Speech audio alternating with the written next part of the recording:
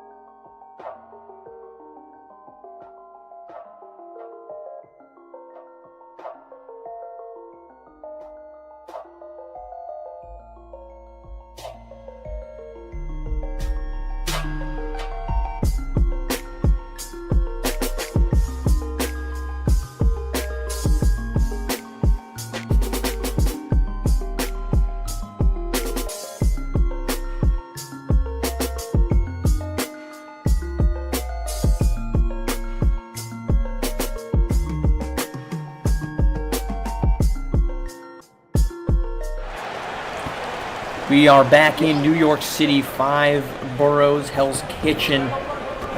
This is a big matchup. We've said it multiple times. Gotham 5, Originators, chance for temporarily to own the top spot in the Legacy Conference as a bucket there falls for Kadarius Loftus. It'll be a big opportunity, though, and a win from either squad, of course, will put the pressure onto Rocky Mountain. Rocky Mountain sitting currently at 21-7. They actually do not play again until the 29th of the matchup against Africa, so that'll be Saturday. It's another bucket here for Gotham 5, and they're back up by 5. Well, the good news for Rocky Mountain here is, Marsh, with 3 games remaining, already having 21 wins, no matter who wins this game, their fate rests in their hands. If they win out, they're a lock for that #1 seed, no question. Even if they lose one game, they still have a pretty good likelihood of securing that #1 seed. So, but again, they win out, it's theirs. Their fate is in their hands. So regardless of what happens here, I'm sure they're watching, but they still control their destiny. It would be in a statistical tie, but not a actual tie. They would have played 2 fewer games. By the end of this one, they will have played 2 fewer games in both teams, so they'd be 2 fewer than the next highest team. However, Rocky Mountain does not have the head-to-head over either Gotham 5 or the Originators, hence the reason why the winner here, they don't put themselves in the driver's seat for the top spot, but they put themselves in the front passenger seat and an opportunity to take over should things go astray for the Monsters. Yeah, absolutely. That's a really big thing to have. You got these 3 teams vying for it. If you can even get an advantage over one of them for now, you try and get the advantage over the other. Kadarius Loftus trying to go to work on Aaron Lovejoy. Cannot get that to go. Cannot get the board either. Lovejoy continuing to impact shots here. Loftus especially. He blocked one Loftus shot on the last possession as Tyrone Snyder blocks that one there on Sire Matthews. But Lovejoy making his presence felt, and one of the potential knocks is Victorious Ilgauskas, a soft lay-in over the top of Matthews. The knock on Kadarius Loftus at 6'2", 210 pounds, is he is not a vertical athlete in the same vein of DJ Wagner, and going in the paint against a guy like Aaron Lovejoy, who's 6'11", 200 pounds just about, does not give him much athletic advantage. Aaron Lovejoy gets that jumper to go. No, it's been really intriguing so far this game. What we have seen from Loftus is he's been very aggressive so far. He's been going to the rim. He's been taking what I would call some contested layups. It's almost like the offense up until that possession where DJ Wagner was able to get the easy lay has almost been kind of deferring to Kadarius Loftus, which is an interesting choice to me. Ooh, Mbako gets another 3 to go, and the question was posed, a win here if Mackenzie Mbako outplays DJ Wagner. Do you start considering it? Sire Matthews, hold the phone. He's going to take that one directly from and behind the back. Are you kidding me? Sire Matthews, goodness. Jeez. Well, March, if you can finish off your question, I have a good feeling I know where it's going, but just to give our viewers a sense. The simple question, Mackenzie Mbako, he outplays DJ Wagner tonight. And Wagner, of all the stars, has been the most consistent, but he has not had these jaw-dropping nights as he gets a nice fading away jumper to go. But Mackenzie Mbako, does he deserve conversation as a top 6 player? I'm not advocating one way or another, I'm just asking the question. He entered as the number 2 ranked player in SimWorld Hoops. He did not early on play like it. Since then, he's been much better. 63 pointers, 41% from deep. He's got a pair of them tonight, so he's up to 62. He certainly brings it. It's a tough question, and I thought you were going to go the route of Player of the Year talks, which I was going to have to respectfully disagree, so I'm glad we didn't have to have that one. Here's my thing, and I've said this all year about Mbako. I would call myself firmly one of the biggest Mbako supporters, even when he was going through his struggles. What he is, and all is a jump shooting big man, and he's getting it rolling is what he is. Jump shooting big man, he can handle the ball, he can score inside.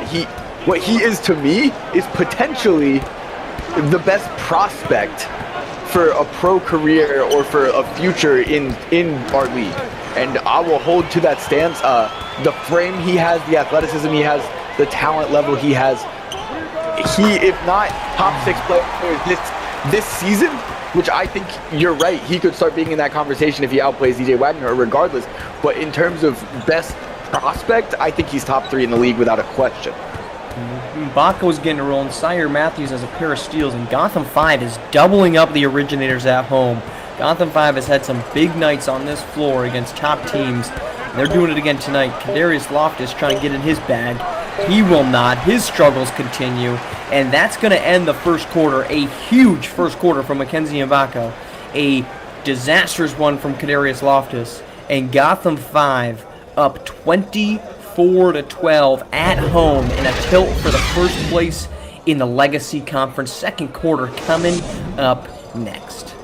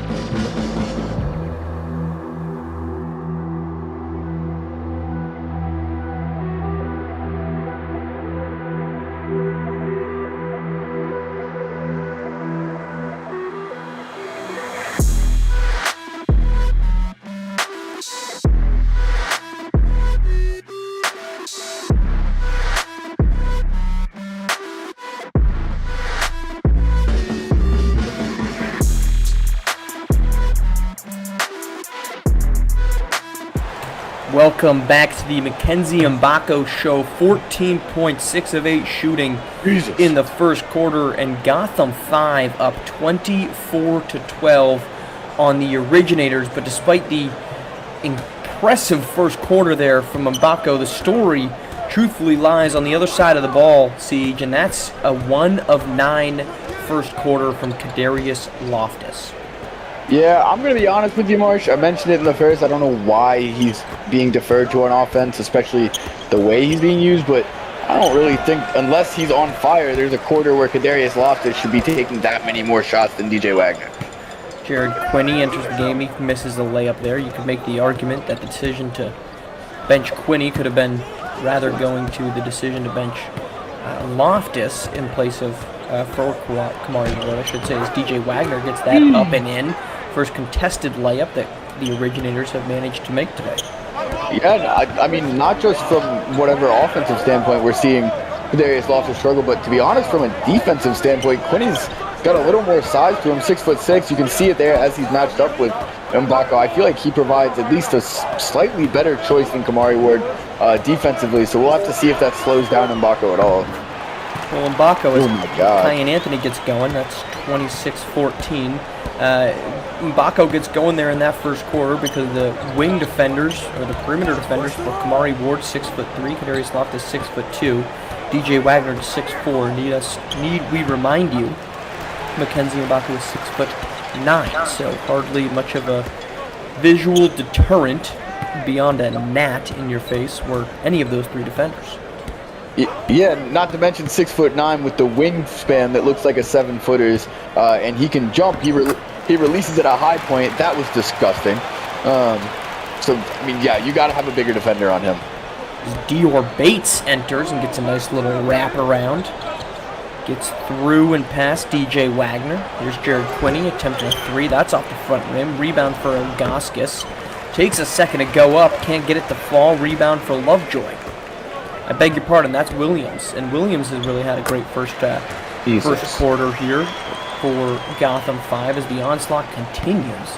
30-14, and this is trending in the direction that we've seen. A lot of highly billed, highly important games have just been instead bloodbaths as DJ Wagner can't get the deep three to fall there. 30-14 here, just 2.5 minutes into the second. Add to it, Kyan Anthony. They're getting out in transition so well on them again, and we're not even seeing the tactics that the other teams that have beaten the Originators recently use. We're just seeing, and I love Big V, Ilgauskas, I love him, but we're not seeing him be that defensive stalwart as usual. And I think what Gotham is doing is when they get out and run, he doesn't have time to get back and get in position to do so. So they're really taking advantage of that. Mugen Williams drawing the foul here. He will head to the line as you see an animated head coach Dodge on the sideline as Williams heads to the line here. Worth noting, we're at 5:05 to play in the second quarter, and you can ask the question, as we saw a dynamic defensive effort from Southeast Select over the weekend. I believe that was Tuesday. 34 points against, so the question certainly could be asked, although Originators have something to play for.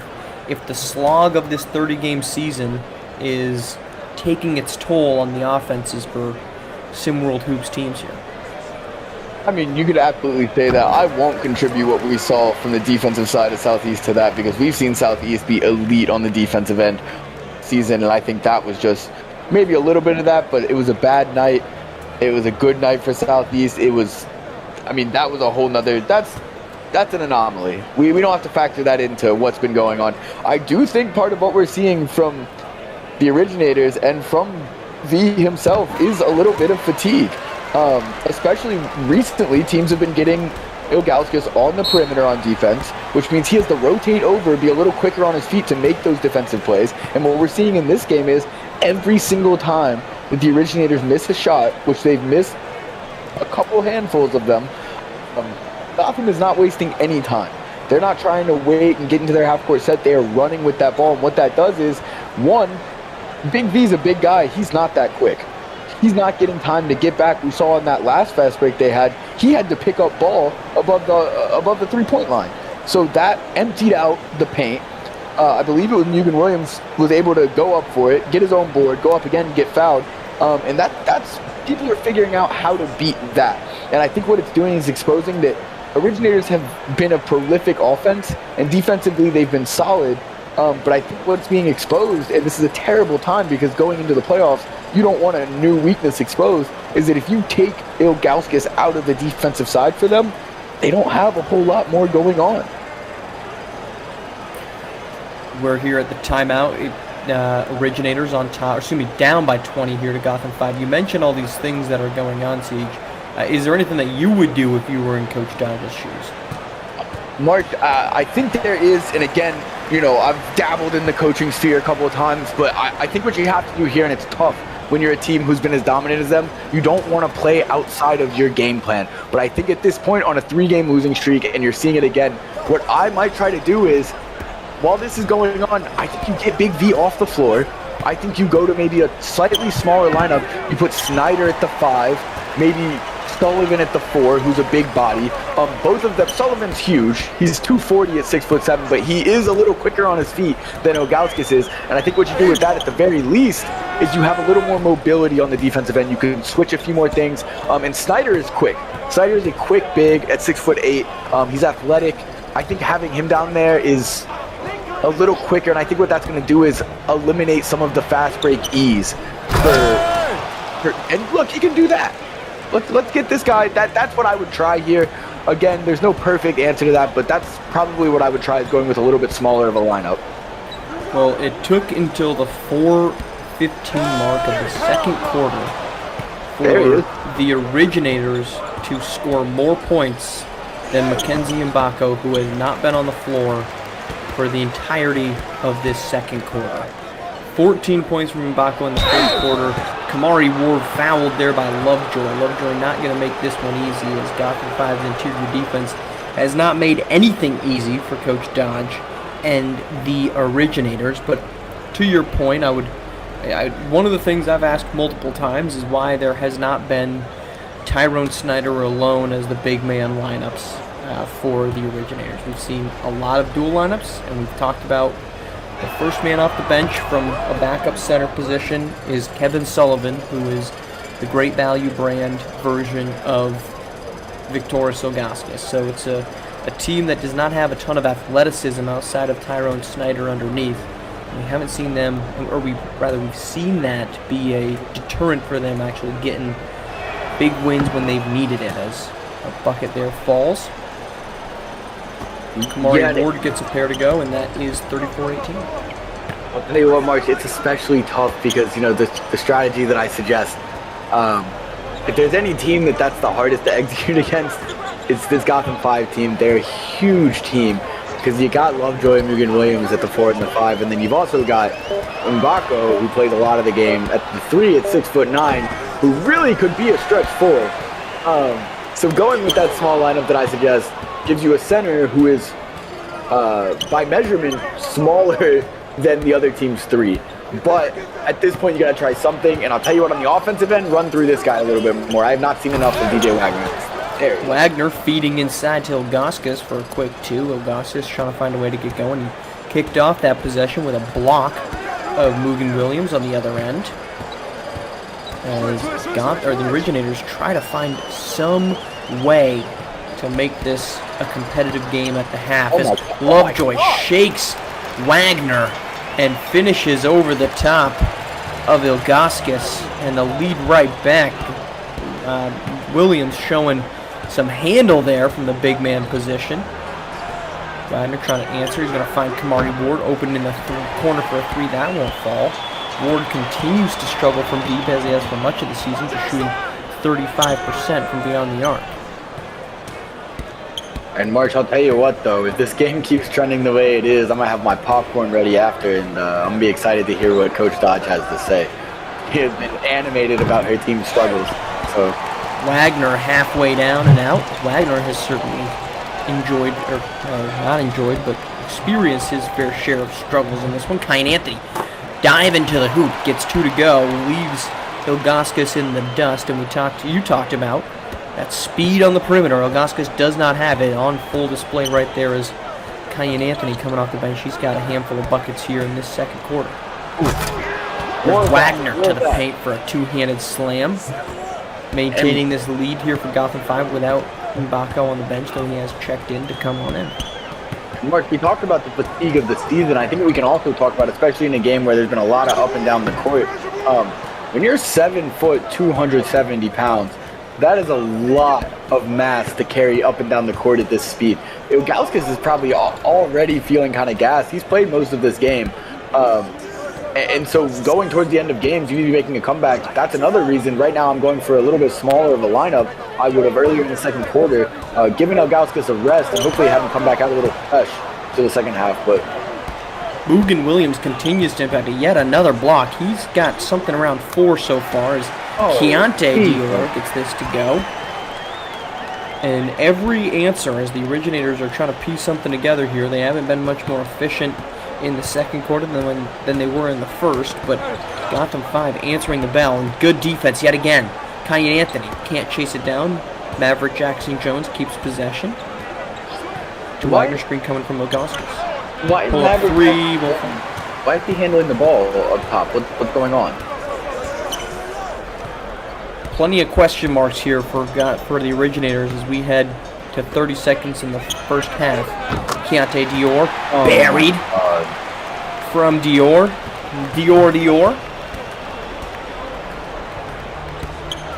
Jackson Jones with the ball. Plenty of question marks though for the Originators. DJ Wagner not highly featured. Maverick Jackson Jones though gets 2 to fall. A 19-point game. I'm taking exceptional offense to why DJ Wagner. It's one thing if you got someone else handling the ball so he can come off a screen or something, get some space. On that possession, he was sitting in the corner.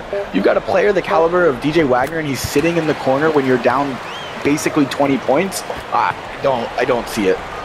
Aaron Lovejoy parries that one in, and that will be our halftime. The Originators, a tough offensive first half thanks to elite defense and some explosive scoring from Mackenzie Mbako, hold a dynamic advantage through the first 16-minute siege. Mackenzie Mbako doesn't play any of the second quarter, and Gotham 5 still adds to their lead. Well, you know what? What I want to speak to about this game that's going on right now is what we saw from Gotham is they have finally found a way to make it click. All of this talent, they finally made it click. Everyone's hitting on all cylinders. Defense looks good. Offense looks good. People are hitting shots. And I think part of that is because they went through those struggles this season. They had a lot of issues with making it click, finding out who's going to be the guy at what point, things like that. And they've overcome it and they've figured it out. And on the other side, I think it's the same kind of narrative, but the Originators have been very dominant all season. They haven't learned to face these issues that are coming up. So they've got to figure something out now before the race.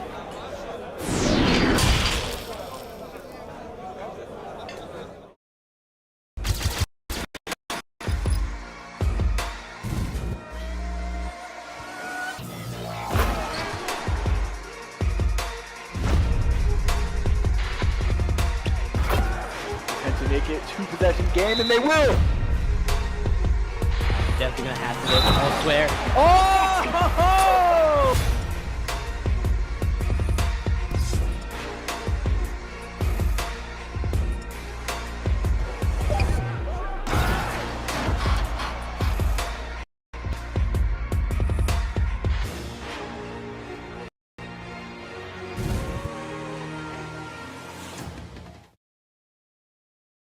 We in our private jet with the candy with, and we gon' sit it sideways. Third coast, baby, we was born to parlay. Riding sideways, candy dripping wet, we mixed it. Now we in our private jet with the candy with, and we gon' sit it sideways.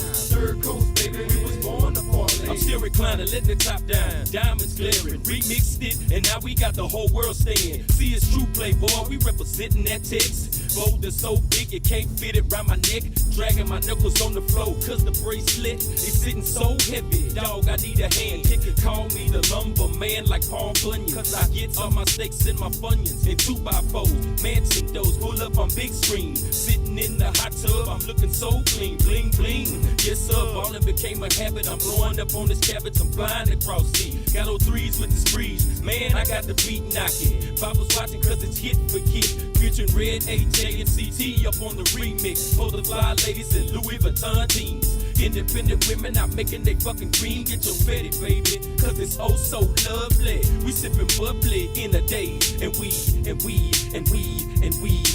riding sideways, candy dripping wet, remixed it. Now we in our private jet with the candy wet, and we gon' sit it sideways. Third coast, baby, we was born a parlay. Riding sideways, candy dripping wet, remixed it. Now we in our private jet with the candy wet, and we gon' sit it sideways. Third coast, baby, we was born a parlay.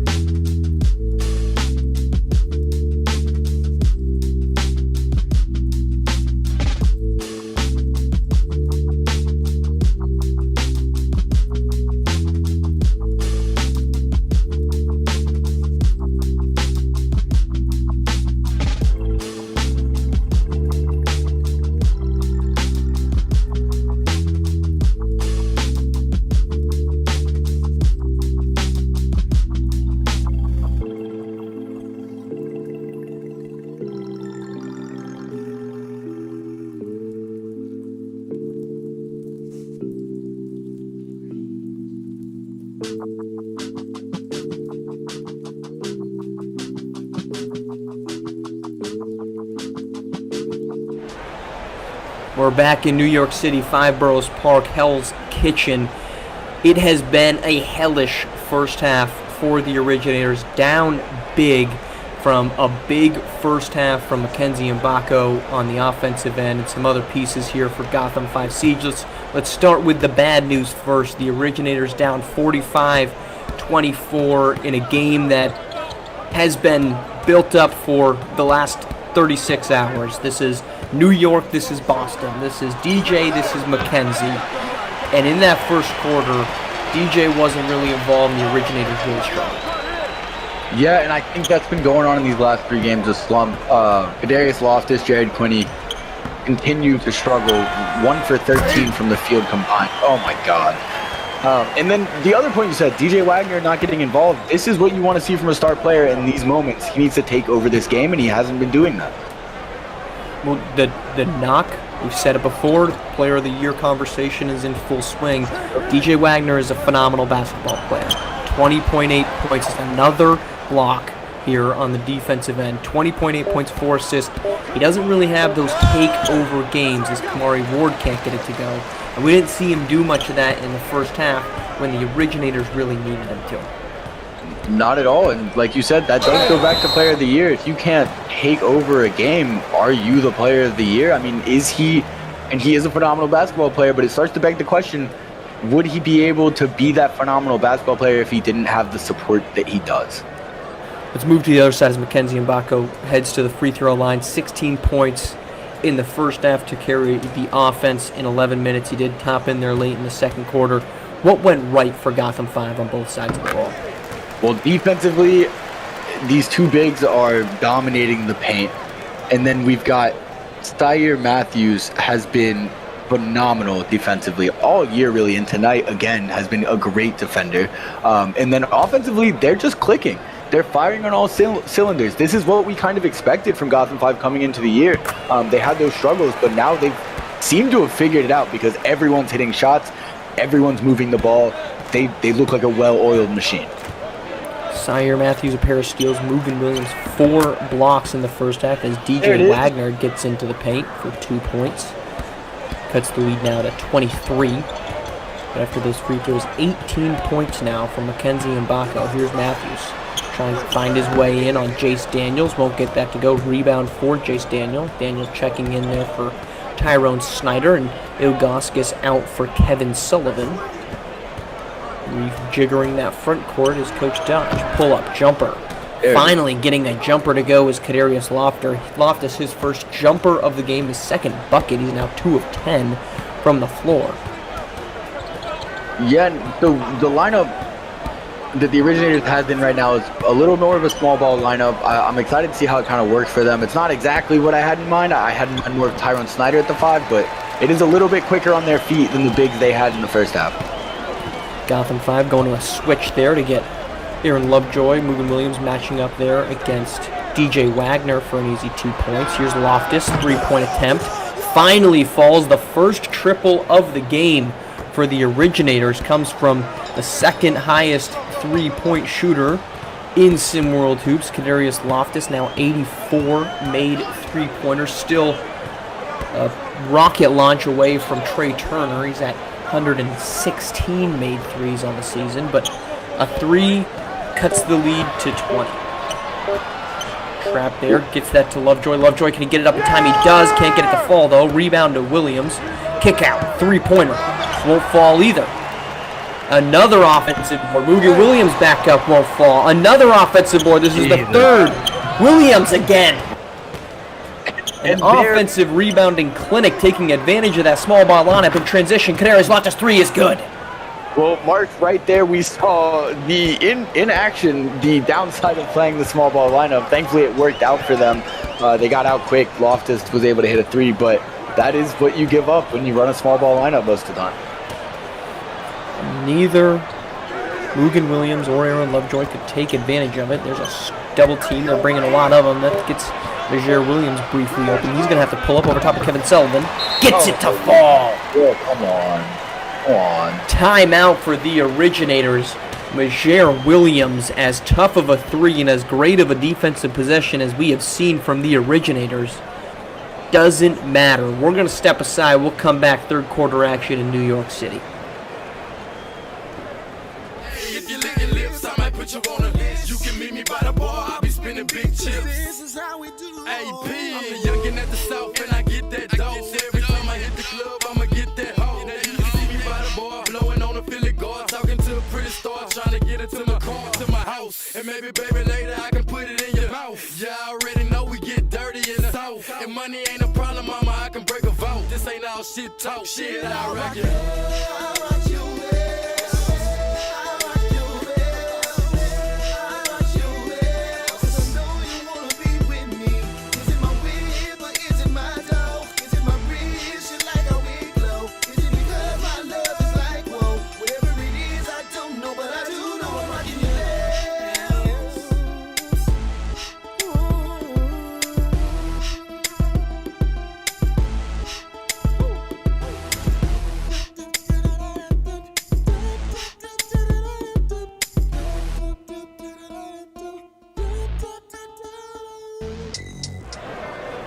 We're back in New York City. First game of a Sim World triple header here on your, what is this, Thursday, the week flying by.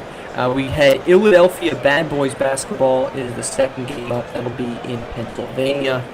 And we round out the night in California, Bay Area, and Asia Pacific. Some must-win games. And with a final, Lakeshore Drive defeats Latin America. And that, as a result, Siege, and you have a grasp on this, eliminates Ill-a-delphia from contention. Is that correct? Yes, it does. Ill-a-delphia was one of the teams that needed the most to happen for them to find their way in. That included them winning out, Bad Boys losing 2, Cascadia losing 1, which was very attainable, Atlantis losing 1, very attainable, but then they needed Lakeshore to lose 1 against Latin America and Middle East. So it's not looking great for them at this point.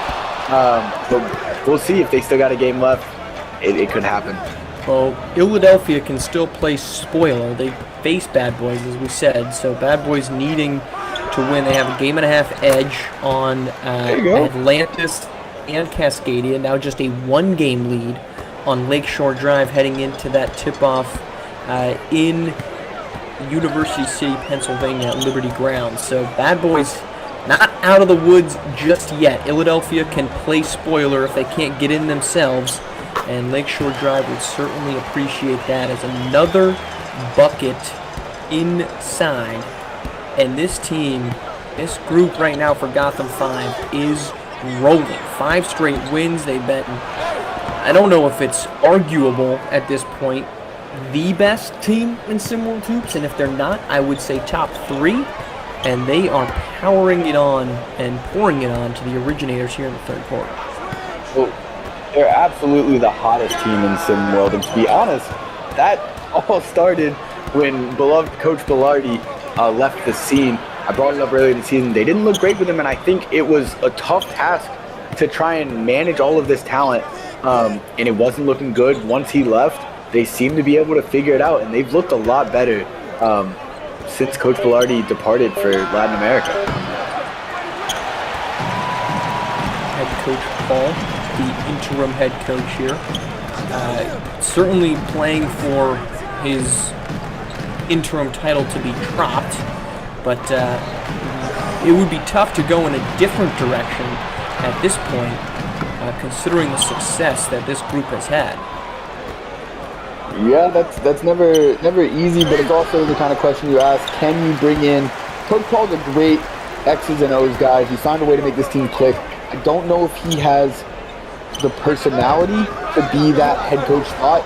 He's the kind of guy I would picture on my squad as one of my top assistants. Now, no disrespect, because what he's done with this Gotham 5 team is sensational. And whatever it's going to take to keep him on the staff, they should do. Certainly been a long road, an up and down one since Bilardi was fired on May 10th. And there's a much needed bucket there for the Originators, as they're now quietly to 15 points as a timeout here comes from Gotham 5. And remind you, you're watching this on YouTube, on SimWorld TV. This is the exclusive home for SimWorld Hoops and the only home for the Race to 1, which will begin in August 12th begins the Race to 1, so make sure you are commenting, subscribing, liking, and turning on notifications for SimWorld TV. Make sure you're not missing a second of the action as the SimWorld season comes to a climactic ending. Originators now down 15 here in the third quarter in New York City Siege. Yeah, and I'll tell you what, Marsh. Look, I don't want to say I told you so, but this whole run has gone when they went to this small ball lineup. Jace Daniel has played honestly great since they put him in. He has a couple offensive boards. He's been decent on the defensive end. He's been strong inside. They're going to bring Ilgauskas back in here, and hopefully that's not going to stifle this run they're on. But it seemed like the small ball lineup did seem to have some effect. Hopefully it got them rolling, and now with Ilgauskas back, they can continue rolling.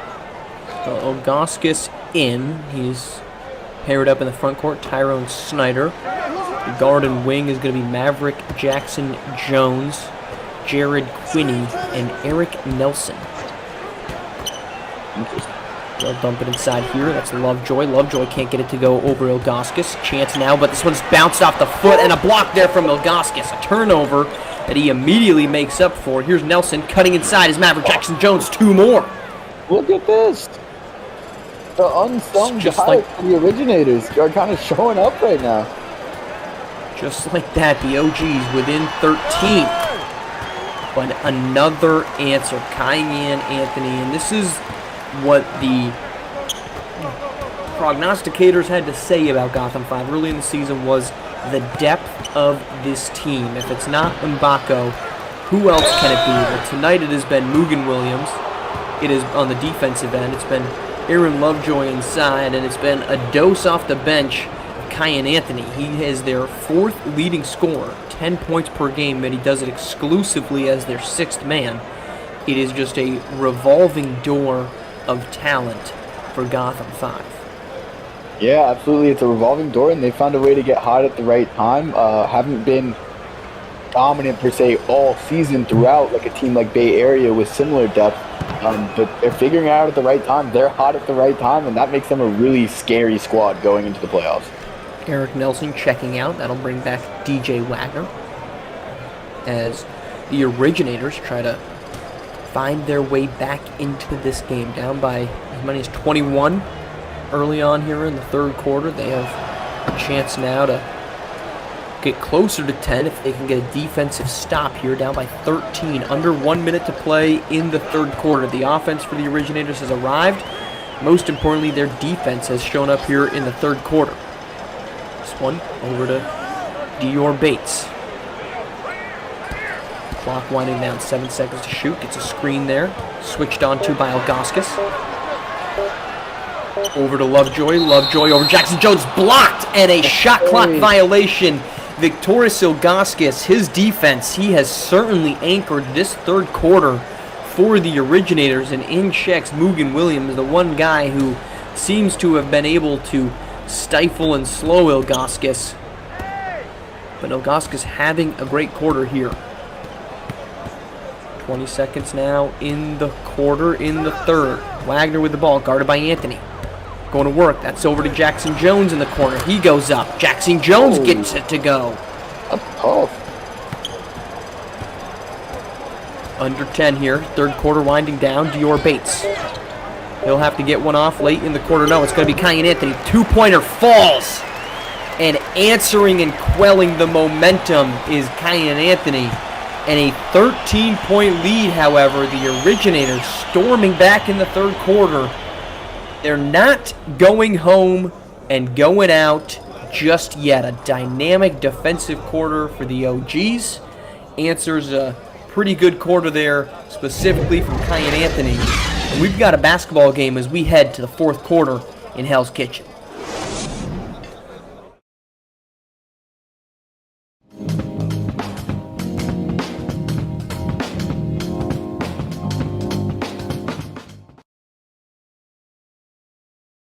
For a big smile out of you, you're up 2-0. What's the story? Are you not happy, or you're only half happy, or Still to be happy about. you're up 2-0? Job's not finished. Job finished? I don't think so.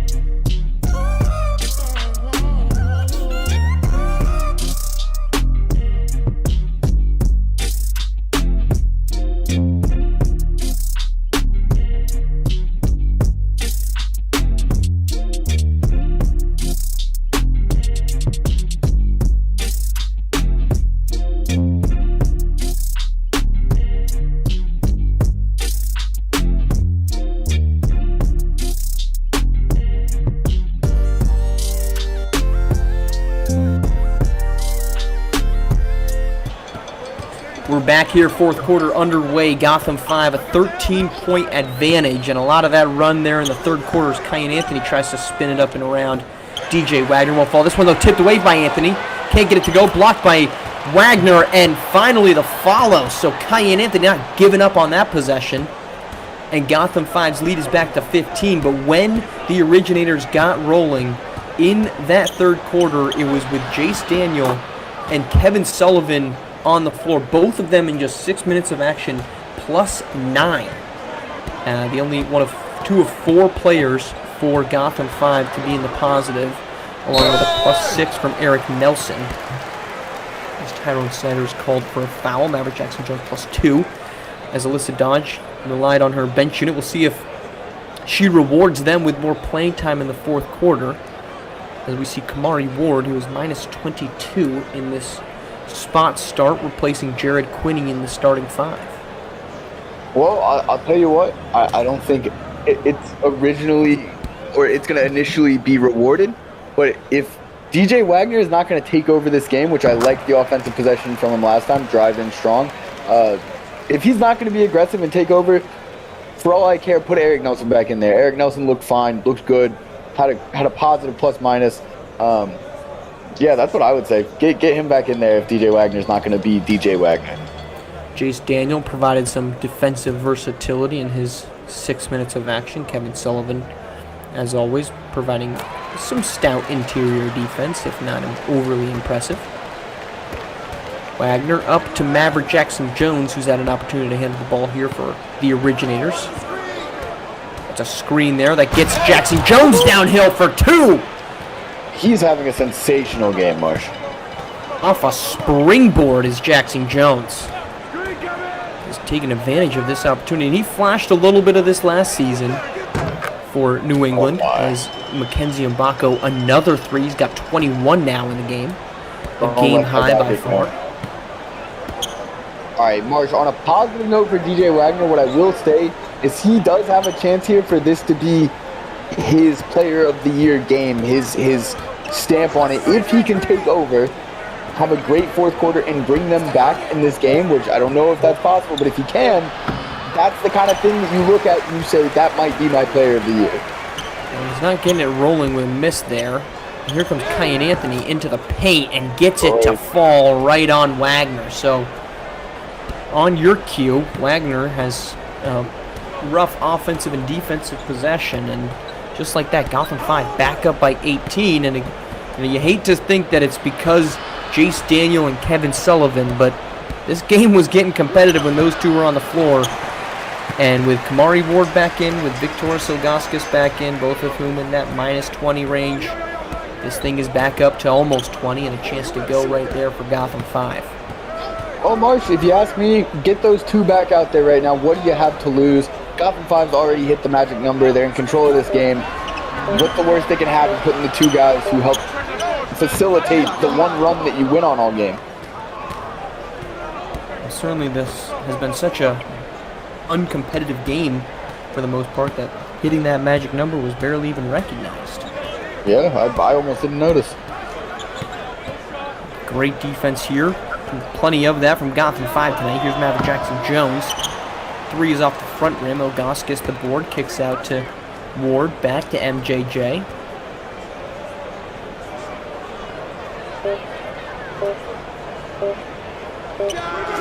Shot clock running down. Ilgauskas, the fadeaway won't go. That's not in the game. Unable to hit DJ Wagner, who was unable to free himself from the screen. Marsh, DJ looks frustrated. He looks a little fed up, a little frustrated. He just doesn't look like he's in it right now. Well, it certainly can be frustrating playing next to... This is not a shot at Ward himself or Loftus. Just when you have teammates struggling, I can't imagine that's a easy thing to respond to. But Wagner continues to kick to them as Ward back to Wagner. Wagner for 3 with confidence. Though time winding down, 15-point deficit as we approach the midway point in the fourth quarter. It's not all the way over yet, Marsh. There's 4 minutes left. 15-point deficit. I've seen crazier things. Can't get the offensive board to go. Rebound for Wagner, kicking it in semi-transition. Trying to drive past Anthony. Does. Can't get this to go, though. Gets the offensive board. Kicks out to Snyder.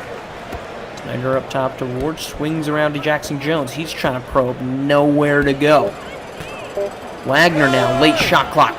Little right-handed floater won't fall. Rebound for Snyder. Another opportunity. He'll get a tough one, but can't get that to fall either. 3 missed shots there on that possession. 2 offensive boards for DJ Wagner on that possession. Driving to the paint is Kyan Anthony, and Anthony continuing to be a problem here for Gotham 5. Would he be your 6th man of the year, Marsh? Do you think so? it's tough to argue against it, and it's tough to say much when he's had a game like this. He's a good scorer, 10 points. He's not the most efficient, but he gets it done. As Kamari Ward gets a tough bucket to fall. Timeout here for Gotham 5. It is award season. Get your votes in on Discord, and of course join the Discord, discord.gg/SimWorldNBA. You'll be up to date on all parts of SimWorld Hoops action. Plenty of things going on as we approach the race to one. Plenty of news to report on. So you are going out of the loop if you're not involved and locked into the SimWorld Discord. And to help you get locked in, of course, between each of our games tonight, we're SimWorld triple header. You'll get the post up. So stay tuned between this first game and our second one, Ill-a-delphia and Bad Boys, coming up shortly after the conclusion here in New York City. Tune in for the post up. So a lot of content for you. All things SimWorld. Remain locked in. Of course, there is no sixth man. Well, yeah. But that does not mean you can't get your votes in. But we'll get your unanimous or your only vote. Player of the game tonight. I have a feeling where I might know you're going with it. Well, I'm going to have to go Mbako with an honorable mention to Kian Anthony. It almost feels like Mbako got them that lead, really went off in the first, and Kian Anthony has been able to carry it through when he's been on the floor the rest of the game. But it's got to go to Mbako tonight. Now, here's the thing with player of the game. I think this is sometimes apparent with player of the weeks. But just because a guy played better than we expected of him, and I would say Kian Anthony falls under that umbrella, or provides a nice boost to support a star, does not mean he was the best player of the game, and that is exactly what player of the game means. So I appreciate the call out as we get a bucket here from Kamari Ward. Kian Anthony, an efficient game off the bench, but he wasn't Mackenzie Mbako, who's got 21. So let's just let's clarify that one on a universal level. Thanks for a nice supporting game. You were the second best player. That doesn't, and you were better than we expected, but that doesn't mean you're better than that man right there with a turnover. He kicks to the corner. Aaron Lovejoy, the three. Yes, sir! Mugen, I apologize. Mugen Williams, his second three-pointer of the season. All right, this one's over. Wrap it up. If Mugen Williams hitting three-pointers, you can call this one. It's over. Mugen Williams, he of the 10% efficiency from deep, is second three-pointer. Mugen Williams, and another bucket from Kian Anthony, and this thing is back to 18. It's back out of reach. Gotham 5, a statement of a game. There's going to be their sixth straight win. The Originators are going to lose now for the fourth consecutive time after their 9-game winning streak. March, in the last 4 games, they've lost almost as many games as they had the whole season prior to that. Pull up there from Wagner. Yeah, they'll move now to 21-9. Again, 4 straight losses. They had 5 coming into this losing streak. Meanwhile, Gotham 5, 6 straight wins. They're 21-8. They'll move, 22-8. They'll move temporarily into first place, and they'll hold that mark until at least July 29th, which is when Rocky Mountain Monsters will be back in action and a chance to reclaim that positioning atop the Legacy Conference. And of course that means things because Bad Boys basketball currently sits in 8th, though that team could be still up for grabs as they have a matchup with Ill-a-delphia, a loss by Bad Boys, and we get a very tight race. Lakeshore Drive has already won. That would pull Lakeshore to within half a game. It would pull Atlantis and Cascadia within half a game as well, as those two teams are both off tonight. Yeah, and Ill-a-delphia is the kind of team that would love to just spoil it for the Bad Boys, so it should be a good one. It doesn't get much easier for Bad Boys basketball. They get a Saturday matchup against this Gotham 5 unit, so plenty of drama still to be played. This game might not have been as dramatic as we hoped. A 20-point win from Gotham 5. Mackenzie Mbako dominates, but It is just the hors d'oeuvres of what figures to be a dramatic close to the SimWorld Hoops season in preparation for Race to One. For my partner in the booth, Siege, our production team, thank you all for joining us. Up next is the post-up SimWorld TV back in Philadelphia. After that, Ill-a-delphia Bad Boys basketball coming up next.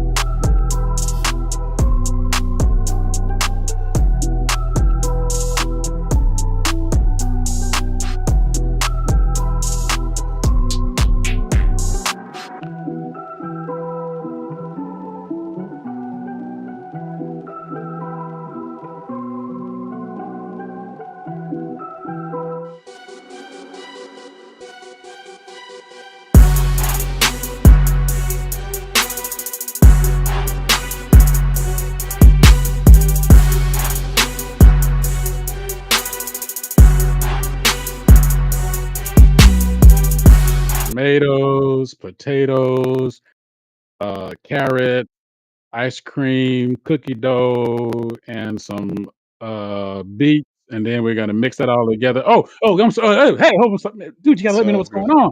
Hey, That's fam, terrible. what's happening? Welcome to the post up.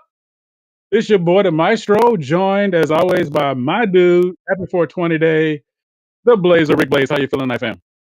I'm doing very fantastically well, good sir. Good to be here with you. What's going on? Man, let me tell you something right now. I got a question for you. Hmm. And it's serious now. So, I mean, I Okay. need you to kind of cinch it up for me. Where are my originators and will we ever get them back? Man, right. That's $1 million question right now in some world. Um, I have no idea. I was the belief of that the Originators was the best overall team in SimWorld. This last month of play has made me look like a complete pathological liar. Because they have not been those guys this past month. And I'll be honest with you, I don't say this often. I don't have the answers, Sway. I don't have the answers for why the Originators are not being the Originators. I don't know. I really don't know. I'm When you sorry. look at I a don't know. team, when you look, yeah, I feel you. When you look at a team, and you know what, let's just, yeah, okay, can I be rude for a second and not talk about numbers Please. for a minute? Let's just talk about what Not we're rude. looking at. I just Yeah. want to I want to get to it, all right? Because numbers are only 18% of the story. With that much talent, that much leadership, the ability for this team all season to bounce back after head scratching losses. And we talked about this. Like they would come Hmm. out and dominate another one or like number one or number two team, and then they Hmm. play a team that's like somewhere like if there's what is it? If there's 30 teams in Simro Hoops, team that's ranked number 67, they lose to them by 20. All of a sudden we go, what was that about, right? But they would Yeah. still bounce back and be the team we know them to be. And it's like now it's almost as if it it it's almost as if somebody took the tires off the race car and got another set of tires from like Salvation Army, and Yeah. they And still put air. yeah, and as I think about it a little bit more as you were talking, something did click to me, and I think a lot of teams have figured this out. They're keeping it. They keep, the originators' hallmark card has been defense, defense, Yes, defense, defense, right? But what these teams are doing is they're pulling number 11 big Gospels away from the basket. They figured out, hey, this man is not. He's a big in the middle by himself, sitting in the middle. He's a problem. But if you can get him away from that basket and have him on his toes or having to move laterally, advantage you. And I think this is like the third or fourth team who has maybe a non-traditional lineup as far as not having a traditional big just sitting in the middle, right? that's right. Uh, That's or right. they've game plan to have the big move around. And I think that gives the originators problems because they don't. And now when he gets his blocks, he may get two or three, maybe even four, but he's not contesting every shot that they're used to him doing while just sitting in the middle. So offenses have figured it out. Now it's gonna be on Coach Dawes to counter strike that to see what she can do to alleviate this problem because now it's been exposed. Well, I'll tell you something right now. If and you know this because I've said this all year. If I'm going to put my wallet down, not just my money down. If I'm put my wallet down on something, I'm always putting it down on Coach Dodge. She is proven time and time again. She finds a way for her team to do it. Hmm. DJ Wagner has shown us time and time again with that consistent, strong center court leadership. They found a way to do it. It's just so odd to see them appear to be out of sync for so long. And you said it right. The league is going to catch up. The league is catching up. They got tape. They Yeah. got other stuff now. Yeah. And so, you know what? Let's talk about the league for 1 second. We already had a couple of games finish off here today. What? Let's take a look at. Let's just go and kick it back to the. Let's kick it back to the head. Oceana against Showtime Basketball. Oceana comes away with a Yeah. 72-53 win. Was that on your bingo card? I know it was, right? Nope, it was on my bingo card at all. Oh, why I had no. Hey, after watching Showtime play historical type basketball without their leader Bronny, with a huge win over Trey Hyman and Bay Area, we just all thought that those were going to be the spark to just rocket ship them up, and then here comes Oceana crashing their ship, just as quick as they can take off the ground. So, hey, the parody in somewhere. You can't have a bad night. You can't have an off night. You Right, can't fall asleep at the wheel. You will right. lose even to a team that you're not supposed to lose to. So that's one side. The other side of it is, I don't know what's going on, but I don't know how the guy scored 28 one night and then the next day he hits 5 shots. I don't. I've heard of some Yeah. addition by subtraction, but I don't think that's what they had in mind when they came up with that Not phrase. at all. Not at all. Not at all, my brother. And you know what? Okay. Okay, let's go and take it down into the deep, deep dirty, right? Richard Hennessy comes up Hmm. with another dirty, dirty stat line for us tonight, right? But he also what? Led in points, led in rebounds. Right. And what did Oceana do? What they always do when and you know what? I'm gonna say, can I yell for a minute, fam? Can I yell for 1 second? Go ahead. Go Because ahead.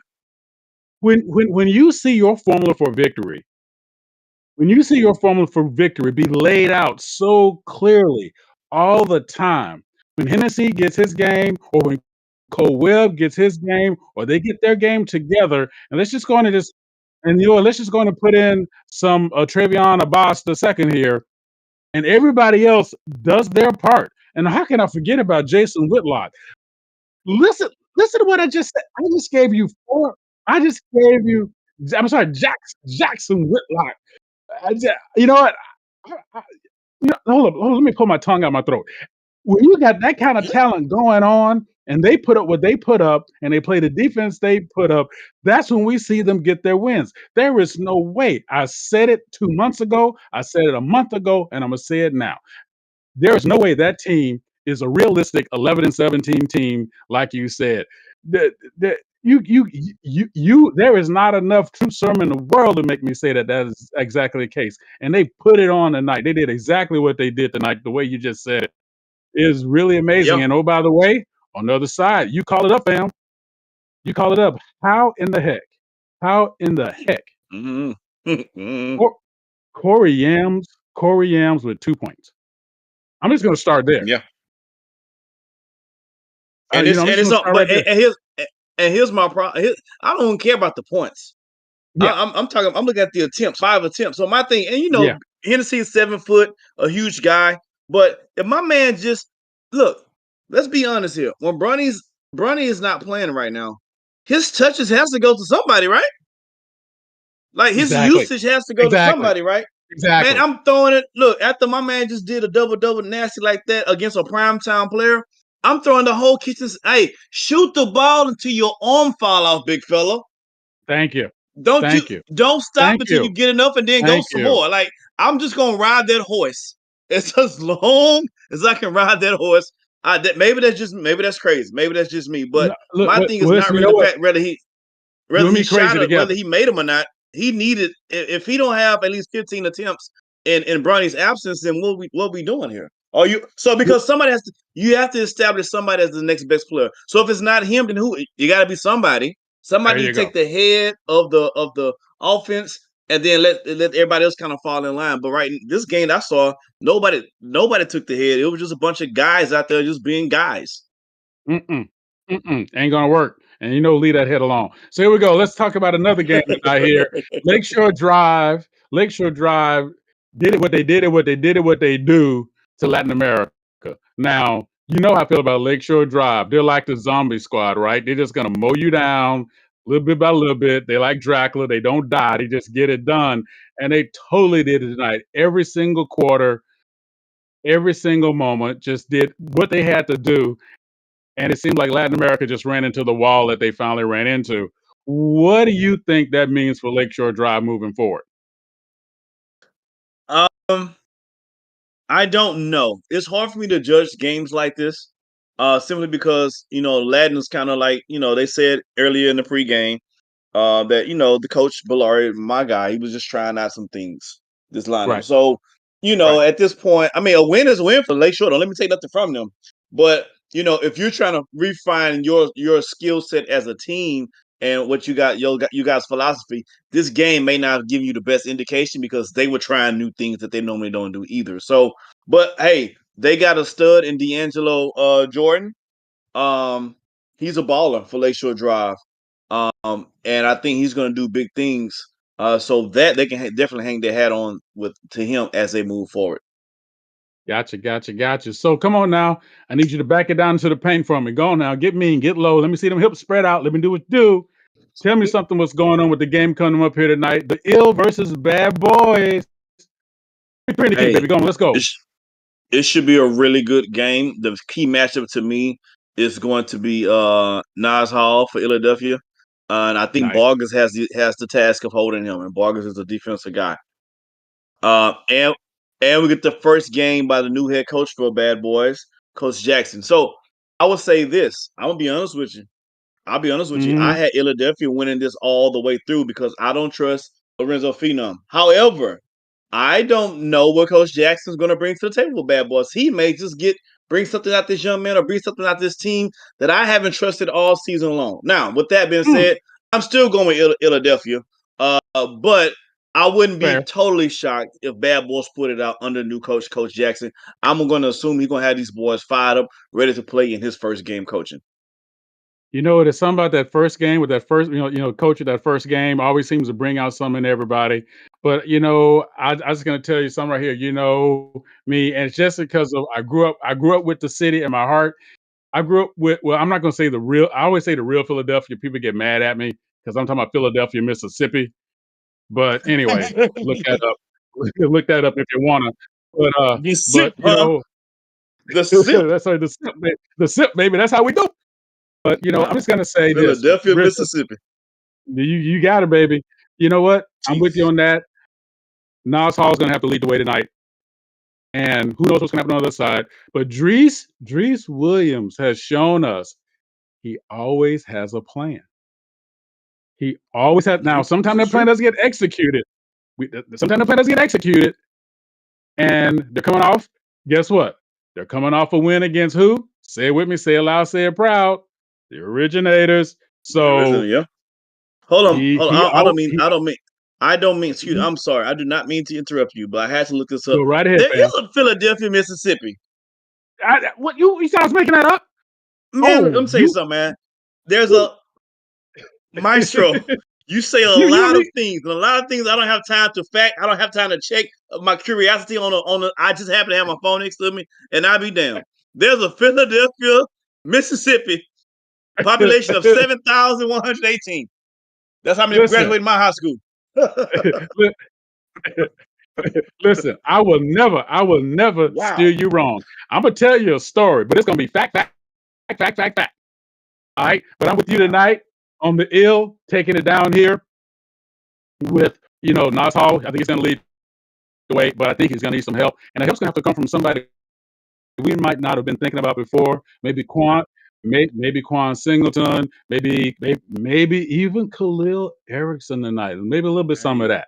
So we'll see You what's never gonna know. happen. So so you got yours, I got mine. Thank everybody for checking us out here tonight. We got great podcasts going all week. I know I got your fam. We got great podcasts going all week. We're gonna say something for the next one as we get it done. Blaze, you were hitting on some topics this week with all the stuff that was going down and going sideways. So I'm gonna ask you a quick question, Mm-hmm. and I want you to think about it. I want you to think about it here for me when we hook up a little bit later. All right? Okay. I want you to tell me what comes to your mind when I say Purple Rain. Oh shit! I can answer that right now. Can I answer it What now? you got? Why Prince. not? Prince. Easy. Okay. So now everybody know how we do this. That's the closest I'm giving my man a hint. What we're going to talk about in the next post up, because I like to come from the side. Boom, get out of there. Hit your move. All right. So here we go. We got the ill coming up against the bad boys, and What you I got gonna the do? ill. What you gonna do What when you they come gonna for do? you? What you gonna do when it come for you, fam? So please check it out. Please go back and check out all our podcasts. Fact check us all the time, especially fact check me. How I spell stuff, how I say stuff, how I smell stuff. Well, okay, not that. But just don't fact check me. Don't get out there, get it right, because it's gonna be balling tonight. Because guess what? We got teams getting ready to step on and step off, because the race to one is getting real. And if you don't think it's getting real, you don't know what's up with SimWorld Hoops. Remember, see the game, be the game. Give us what you got to give us. Get somebody out there. Season's coming to an end, but that doesn't mean the season is over. That means you can get in on this fun. Going to get yourself for the off season. A lot of pickup games coming up. A lot of other games coming up. And also the All-Star games coming up. So come, please be with us. And stay tuned for Bad Boys and the Ill. So we're going to see you, Blazer. I catch you on the other side. I'm going to hop in the jet and get there with you. You going to get there with me? I got you, brother. Hey, good night, Philadelphia, Mississippi.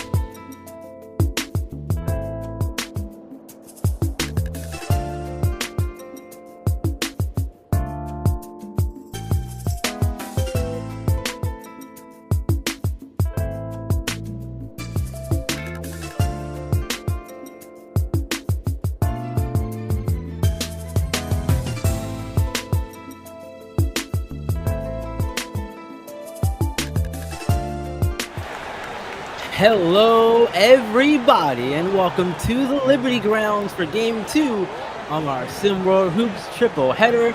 I am B-Ron alongside Marsh, who was on Game 1.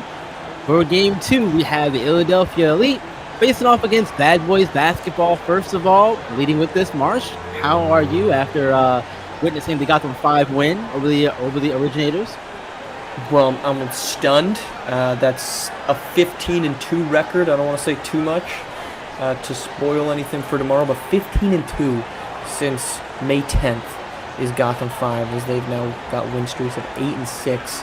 Originators 4 straight. I mean, stunning game, but I'm excited for this one because we got a ton of implications on the line for Bad Boys. Ill-a-delphia has been eliminated, but opportunity for Bad Boys here and some other teams as well in the mix, potentially in either direction with race to 1 implications. Yeah, with the race to 1 being so close, there's a lot of things, a lot of questions. Who's gonna get in? Who's not gonna get in? But Mars, question for you: how did you get here so fast? I know we have the SimWorld Super Jet, but like, was this something else tonight? Look, Philadelphia and New York are a shocker here, not that far away. It's true. So, fortunately, had a police escort to make the trip to the respective cities, and just had to get here. This is a big game. We can't be late for something like this. There's something like this, and Samuel Bogus airshot Bog there to begin the game for him, and no bucket there for the Elite either on their end. What's going to be the key to this game for both of these teams, Marsh, for you? We'll start with Ill-a-delphia, and it's going to be what's their energy, right? So with the win earlier from Lakeshore Drive, as we get our first bucket of the game, with that win from Lakeshore Drive, Ill-a-delphia has been eliminated. They had a huge game from Nassau over the weekend to kind of keep themselves alive, but what are they going to come out with? They can be a spoiler. Most every team that needs to get in needs Bad Boys to lose out. You look at Atlantis, they need Bad Boys to lose out. Lakeshore Drive needs Bad Boys to lose out. There's a lot on the line for other teams, not so much for Ill-a-delphia. So where's their energy level going to be at? And, I mean, that's a more, side story. Right. From a just statistical or strategic standpoint, Nas Hall has to be featured. We've continued to see him be a dynamic star in this league. He's got to be a central part of this offense for Ill-a-delphia. Definitely agree with you there, and someone who has to be a central point for their offense, in my opinion, the Bad Boys, is obviously Lorenzo Phenom. I had a chance to talk to Coach Dries Williams earlier today about his thoughts on Phenom and the matchup between both him and the bigs on Ill-a-delphia, between Tremaine Owens and Marcus Lofton. And Dries said that he is surprised by Phenom. He said that he's a hell of a player, and he has the ability to stretch the floor and score at any point, which is obviously a big thing for him as Bogus gets himself on the board there. But he said he's a very tough matchup, and he said that Tremaine Owens in particular is looking forward to this matchup as one of the better bigs in SimWorld Hoops is Lorenzo Phenom. So that's going to be good to see, and seeing how he responds, because he wants to be physical with Phenom. Because some people say that Phenom isn't physical or isn't as physical as you would expect a kid of his size to be. So they like to take advantage of that. We'll see how it all goes. Yeah, Phenom is a difficult read. He doesn't quite get involved a ton from a physicality standpoint. I think he's got a lot of Domantas Sabonis in him in that regard, in which he's there, but he doesn't have elite post moves. He's a decent enough passer, but there's a lot of concerns and a lot of drama that swirls around Lorenzo Phenom, and that doesn't just mean the genetic drama. It's also the drama that comes on the floor from, if he's supposed to be a top guy, why does he not play like it every single time down? We saw Mackenzie Mbako have a great night in the first game of this triple header. we haven't seen that from Phenom. And he came in off of a good season last year, well-regarded, highly billed, and that just never carried over. So yeah, you can look to him and say we want him to play well, but his track record doesn't quite indicate it does. Yeah, and that's going to be a problem is very quickly they're not all getting down the floor, scoring immediately. Very quick offense from Ill-a-delphia, but that's what you want to see, I think, from Ill-a-delphia. But yeah, and I think part of it with Phenom is, again, going back to me and Coach Reese's conversation earlier today, that they want to try and make him as uncomfortable as possible. So I feel like that is a good thing. And how do you go about doing that, Marsh, if you're Coach Reese? How do you make Phenom uncomfortable? Like, just bring the body. He hasn't, like we said, responded well to physicality. He doesn't have great post moves. He's not a guy on the offensive end that necessarily plays like you would from a 5. He plays more like a power forward. He's kind of fringe paint, doesn't, like we said, I've got a lot of post moves, so if I want to make him uncomfortable, I'm bringing a double team and saying, beat me with a pass, or I'm putting my best post defender and saying, I dare you to try to beat this guy one-on-one because you haven't shown a track record of doing it. Yeah, I think that's a good way to look at it for sure. Make him prove that he can beat you. And if he can, then you adjust. But if you can't, keep doing it until it doesn't work anymore. Yeah, I mean, if Phenom is going to go out there and actually beat you, if you bring the double teams, he's going to foul here on Pride, then okay, then you adjust. But I want him to feel defensive pressure. I want him to feel the physicality of the game of basketball. I don't think that, and I'm not saying teams haven't done that. I think they have, and it's been obviously successful because Phenom, entered the season as a guy that people kind of highly regarded. Right. I'm not saying that's a universal feeling because somebody's going to get in here and say, well, I did it, and look, we don't need to hear from you. We know it wasn't like he was a unanimous guy, but it works because he just doesn't respond to those types of situations all that well.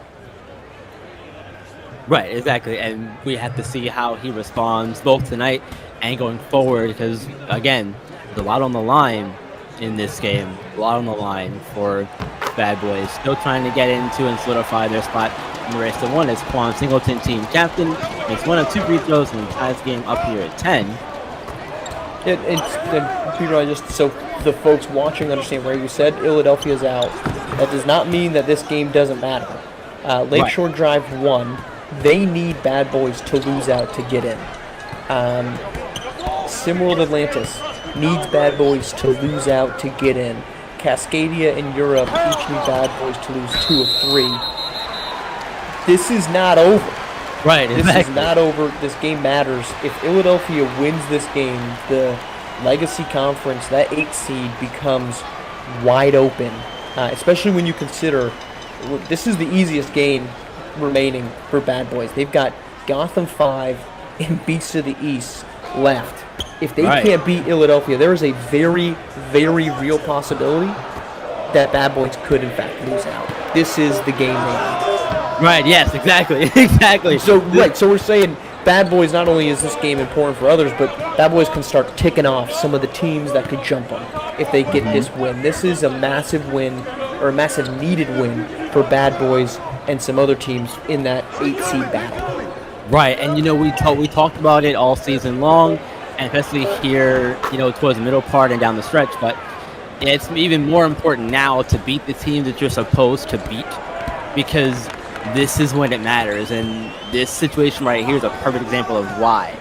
This is a game that, for all intents and purposes, is one of the more quote-unquote easier wins for Bad Boys. If you're looking at it from a purely, record standpoint, it's a great block there. Purely record standpoint, you look at it and say, okay, this is an easier win. Talent level standpoint, you say that too. But we know, March, it's not easy. We know nothing else comes easier in some moves, especially in the last few weeks. Not at all. So this is good. A needed game, and their defense so far has arrived.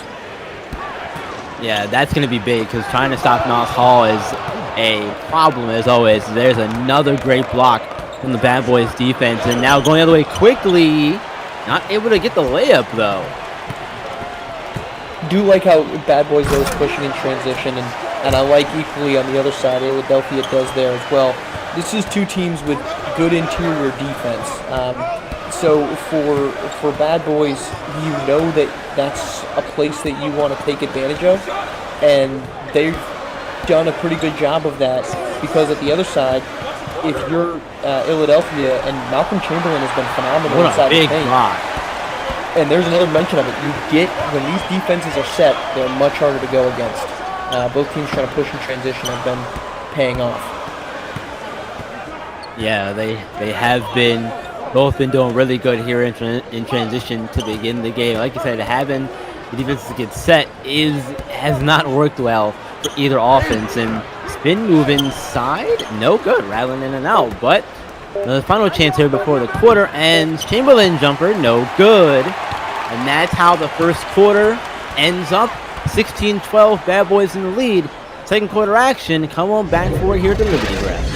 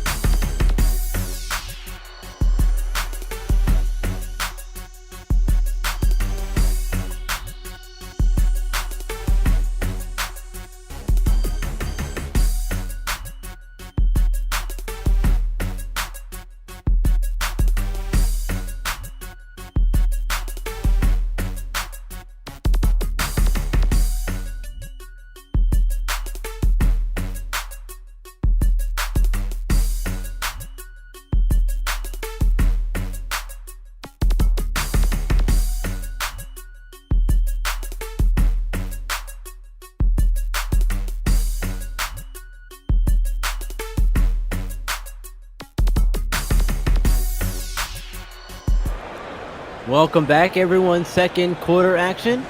Getting ready to begin here. Bad Boys, 16-12 lead. We saw both teams really struggle to score when the defenses were set in the half court. But in transition, they were doing a little bit of a better job of scoring.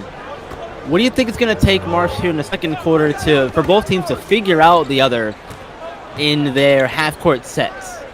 Well, these are two teams that, do have pretty good defenses. And they've got a lot of length on both sides.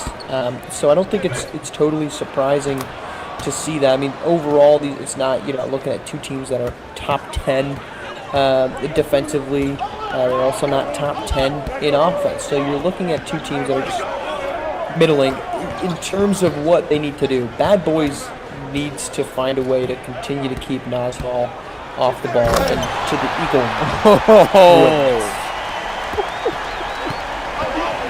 Man. Punch slam. Absolutely. But to the counterpoint, Ill-a-delphia needs to find a way to get Nas Hall involved. Very quiet in the first quarter. We didn't see a lot of him. He's a spark plug. He can score quickly. Yes, but absolutely. They need to find a way to get him rolling. I don't think I'd be overly concerned about Malcolm Chamberlain. We've seen there's a tendency for Bad Boys to want to rely on Lorenzo Phenom as their interior presence. He's not a great one. So I think that if you're Ill-a-delphia, you almost say, let's just ride the wave. We know that eventually Lorenzo Phenom comes back in, and we know that paint's going to open up. Right, exactly. And there's a timeout for Bad Boys. They're going to take their first 18-16 lead for them. We're going to take a quick break as well. Come right back, 6:30 left in the quarter.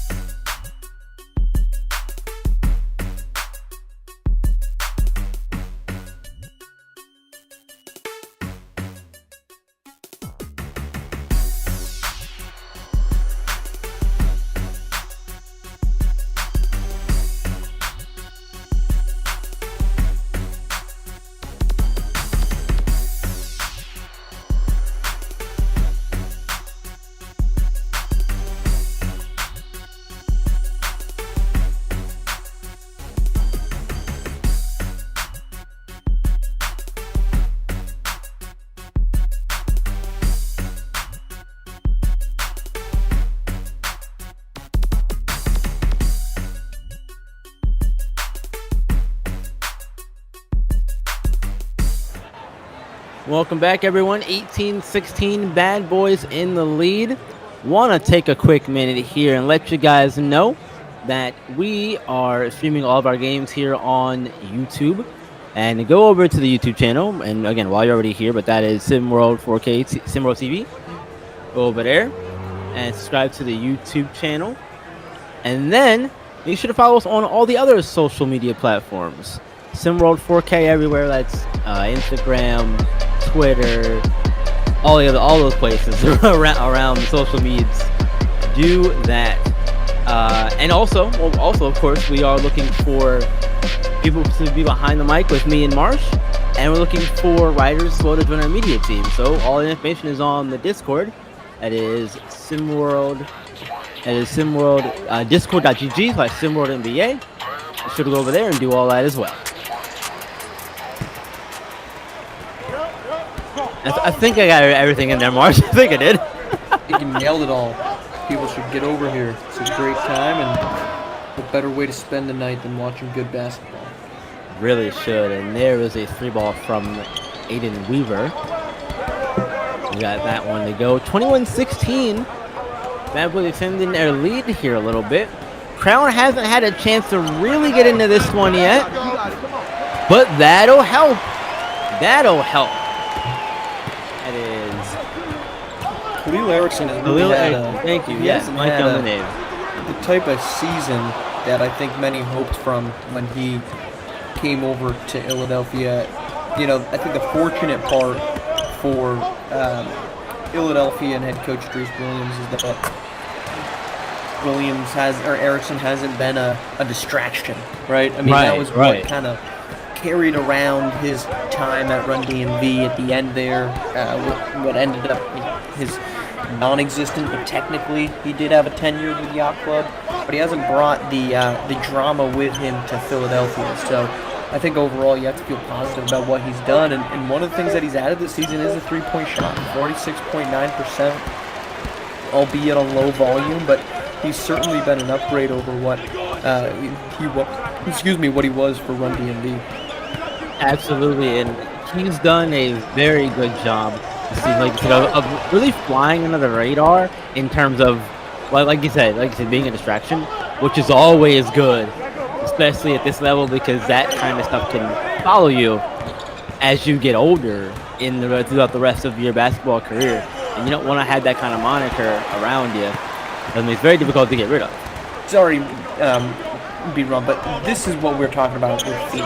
You have Nas Hall guarding you. Nas Hall, who's 6'3", and you, Lorenzo Fina, are 6'10", and you go with a little baby push shot. Right? Yeah. Unbelievable, and another bucket there from Erickson, and Ill-a-delphia's on top. This is why Bad Boys can't be trusted from a competitive team standpoint, because their best guy is Fina, and he looks timid at times.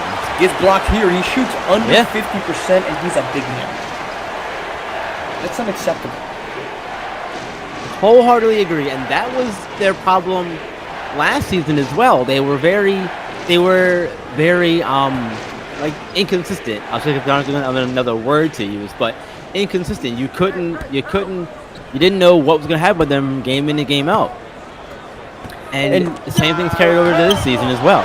Great block, as now they're going the other way. Or should you go ahead and finish your thought?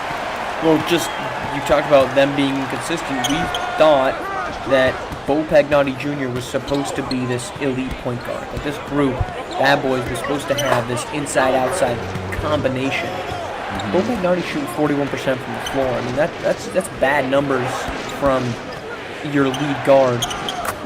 That's a nice up and under, but when your two best players have disappointed to the level that Bad Boys have, I think it's a miracle that this team is 500 and with a chance to get into the playoffs.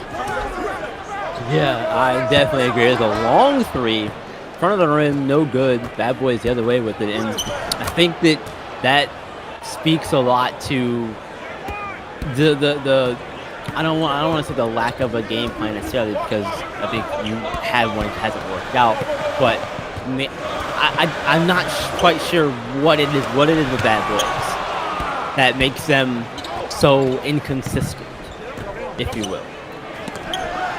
Oh my goodness! They're as talented as people want them to be. I think it's as simple as that. They're as consistent as they are inconsistent as wide at 500. That's a good point, Marsh. That's a good point. You know, and I personally am one of those people who, you know, thinks that they have more talent, but you know, it hasn't worked out that way, and that's probably because, like you said, they're not as talented as I thought. And you know what? That's okay. Can it be wrong? It's okay to be wrong sometimes. Well, one guy that's showing up right now is Aiden Weaver. He's been great on the offensive end. He's also taken on the responsibility of guarding Nas Hall. That was a good bucket from Nas Hall. That was not an easy bucket from Nas Hall, and that's because of Aiden Weaver's defense there. Yeah, Nas Hall finding ways to score, and that's an important trait for a score to have, as there is another 3-ball from Bad Boys. Owen Pride. His second 3 of the season. Wow. No. A reminder, I mean, this has been a team with Pride and Phenom that, as a block here called an Northern Mock, that started, those two got into, you know, exchange blows. This has not been something that has not followed, or excuse me, this has been something that has followed Lorenzo Phenom around. You know, you've got Owen Pride gets involved with him. You get their head coach is fired recently because of arguments with Phenom's father. Phenom wanted out. He wanted to go to Lakeshore Drive, and I'd argue, thank goodness he didn't, because this team, Lakeshore Drive's got a shot to get into the playoffs. They wouldn't have been able to if it was Phenom running the show and D'Angelo Jordan instead has blossomed. But there has been nothing but chaos that has followed in the wake of Lorenzo Phenom. He'll stay in the state of Michigan as he heads to Ann Arbor. But I think if you're Bad Boys, I might just be ready to be done with all of it. Yeah, there is a lot of conversations that can be had around Lorenzo Phenom, be it about his father and how that impacts things, and then him as a player and him as a person as well. We're not gonna have those here tonight, but a lot can be said, and probably will be said going forward about him and whatever his future has in store. What conversations are you talking about? So we know that Mr. Phenom doesn't like a certain group of people. Yes. And I feel like that alone is casts a huge shadow over Lorenzo himself, because sure, it might not be him who thinks that stuff, but you know, correlation, causation, that sort of thing, maybe. I'm not sure if I'm explaining myself right, but I think you're picking up what I'm putting down, I think. As Aiden Weaver hits another 3 again. So you're putting down that the drama stems from his father? Correct. I don't got something I can get in 13 seconds, so I'm going to say I agree with you if we want to revisit it. But I'm more interested in the fact this is a good basketball game. Fair enough. As the last shot of the quarter from Ill-a-delphia does not go, and the last heave of the half also does not go. For Bad Boys, they have a 35-30 lead heading into the locker room. Yeah, Marsh, we do have a lot of good basketball here in this one. What have you seen so far from both sides? Well, non-really existent Nas Hall, and I think that's going to have to change for Ill-a-delphia if they want to make this game. It's certainly competitive, but if they want to pull this upset and they want to bring some more chaos to the race for that 8, right? If we're pulling in for the race to 1, but the race to 8 has to come first, and that is certainly something that Nas Hall will need to pick up, despite Ill-a-delphia not being in contention. On the other side, though, Aiden Weaver, he has carried this team right now in a much-needed first half. He's hitting deep threes. He's got 11 points you see there. He's got to continue that into the second half for Bad Boys basketball to have a shot. Yep, we'll see if we can continue it. Come right back for the third quarter.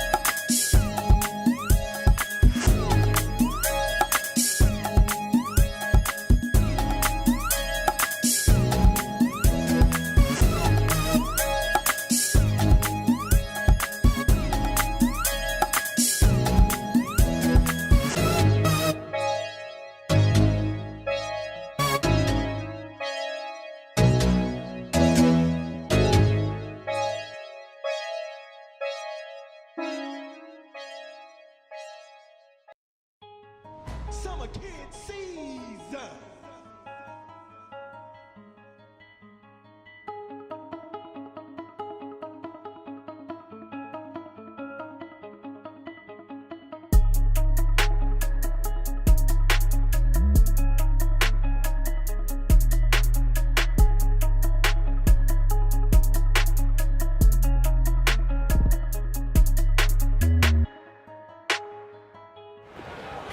Welcome back to Philadelphia. Bad Boys basketball needing a win here on the road. They're carrying this one a 5-point edge. Aiden Weaver on the hook with 11 right now for Bad Boys basketball. Of course, this is just game 2 of 3 of a Sim World Hoops triple header as we head to the Bay Area for Bay Area and Asia Pacific. An outside chance, honestly, that this could be a first-round matchup. Asia Pacific, 14-15. Bay Area, 18-11. But the big thing for Bay Area, losers of 4 straight. So they need to get a win here and figure this thing out late in the season. Like the Originators, they picked a poor time to get going on a losing streak, as right off the bat for Ill-a-delphia, 2 quick points, and we are back to a 3-point game. Jermaine Owens scores his first 2 points of the game. He's been playing great defense on the other side of the ball. Yeah, he really has, Mark. I am back. Thank you for covering for me for a minute. I lost track of time there during our halftime break. Apologies. Session stand line longer than you expected? Yeah, a little bit. A little bit longer than I expected to be. I was hoping to get something, but it's okay. I will fight through. You haven't quite figured out the perks of commentary on the road. You got to get Siege with you. He just brings the food for you. Yeah.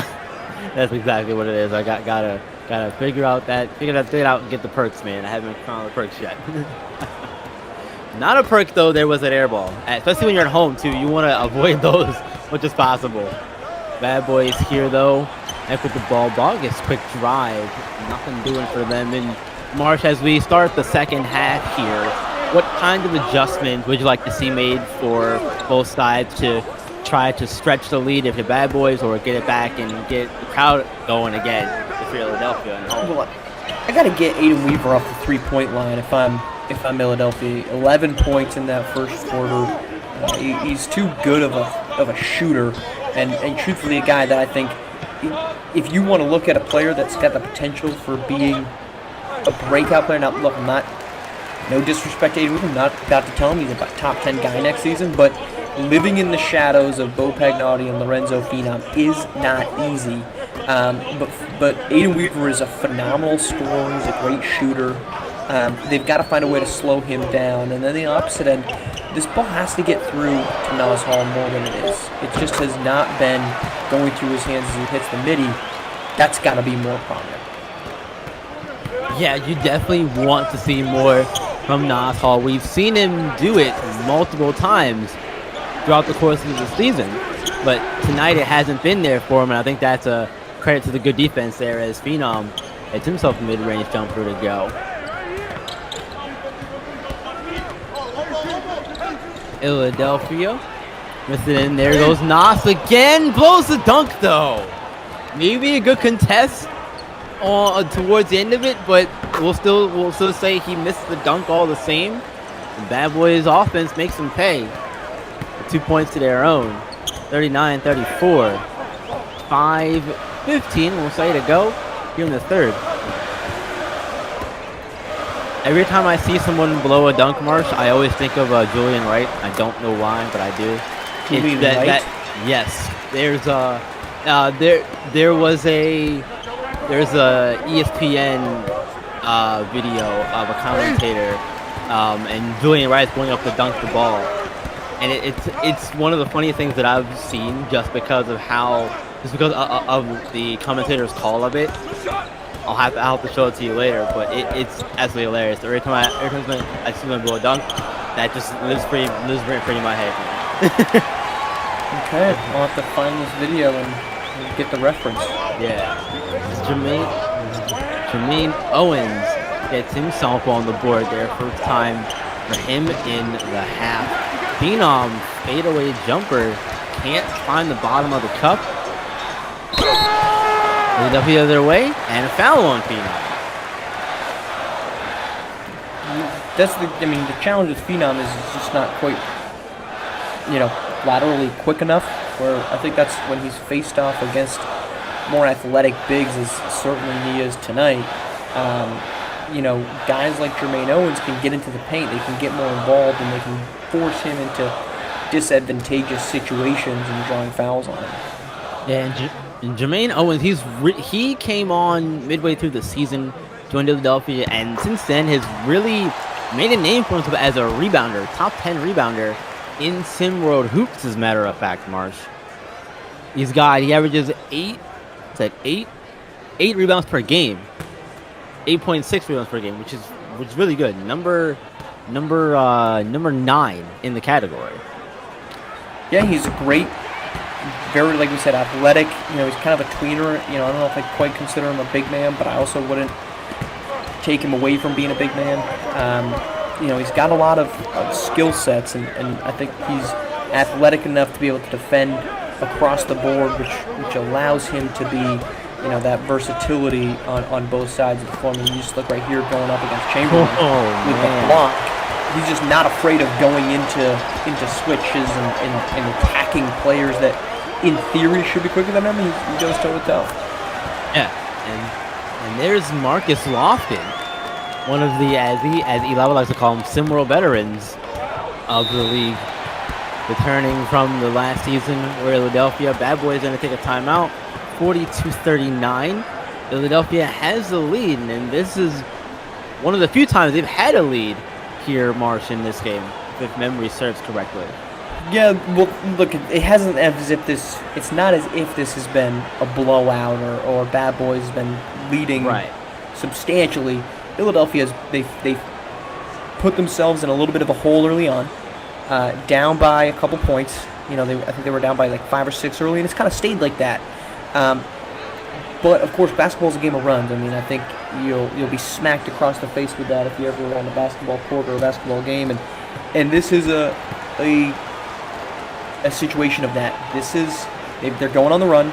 They've found a way to get the ball out of Aiden Weaver's hands, force somebody else to beat them, and right now it's working. Yeah, absolutely. And you said it. You said they had to get the ball out of Weaver's hands, and it's worked because we haven't seen him do a whole lot since the half began, and it's working out in their favor. It's a matter of if it can continue or if someone else like Samuel Bogus can get himself going again. My goodness. That was disgusting. Made that man touch the floor. And you know what? That will get the bench fired up too. And that'll ideally get the whole crew fired up there. But Khalil Erickson has other plans.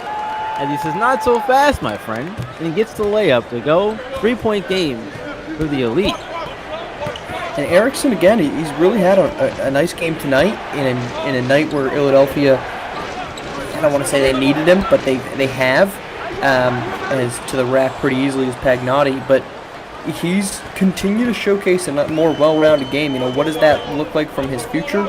It's tough to kind of project that one, considering he just hasn't been a dominant player. But tonight, at least, he's played well. Yeah, he really has. And you know, again, we don't know what kind of things we can expect from him going forward. But we know what he's doing right now is he's giving Ill-a-delphia a good spark, and that's what they need right now, in my personal opinion. Someone else I'd like to see get more as well would be Darian Kinky-Cross. He hasn't done a whole lot, and I've been very quiet for him as Malcolm Chamberlain gets himself a hook shot to fall, and they take the lead back 45-44. I don't expect this game to be over in the way that Gotham 5 and Originators was. I fully expect this game to go down to the wire. Not only in the way it's played, but just the balance of these two teams is a massive three there. Massive three falls. It's a 4-point Bad Boys lead, 48-44, 135 to go here in the third quarter.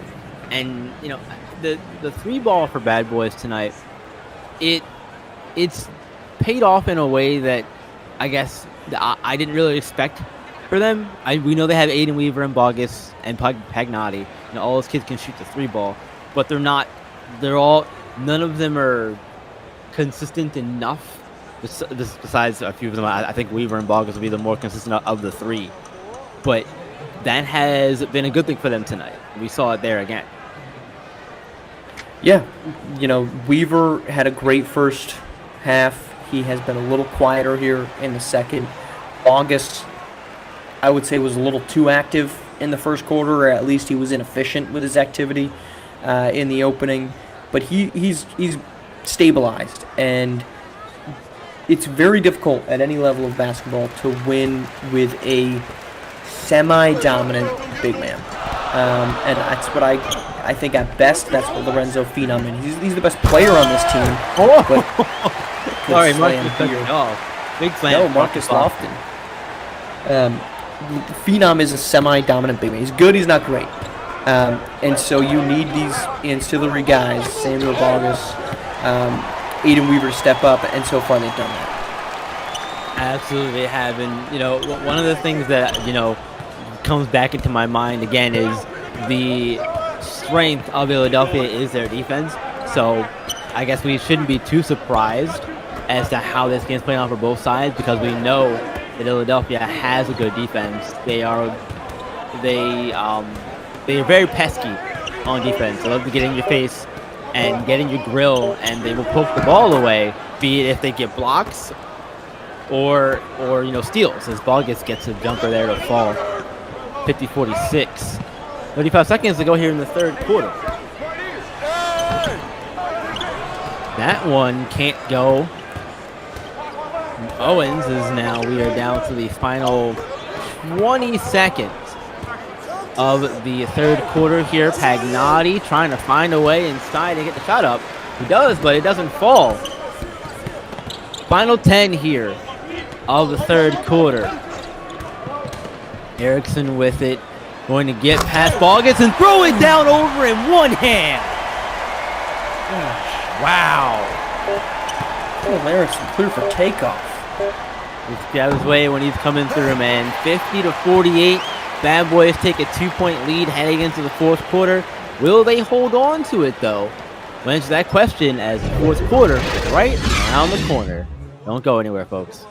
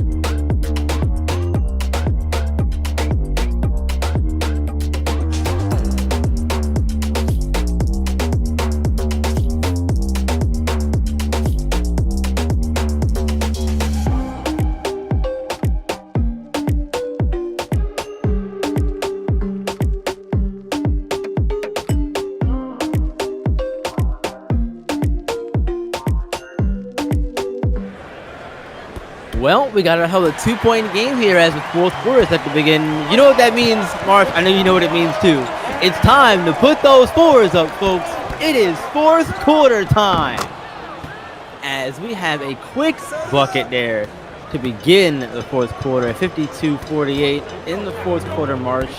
What are you looking forward to seeing as far as adjustments or any, I don't want to say final changes necessarily, but coming out of the break, starting the fourth? What are you looking forward to see from both teams really get going here?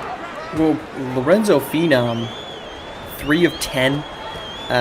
He's hurting this team, frankly, much more than he's helping it. Aiden Weaver was held scoreless in that quarter. Bogus is up to 11 now.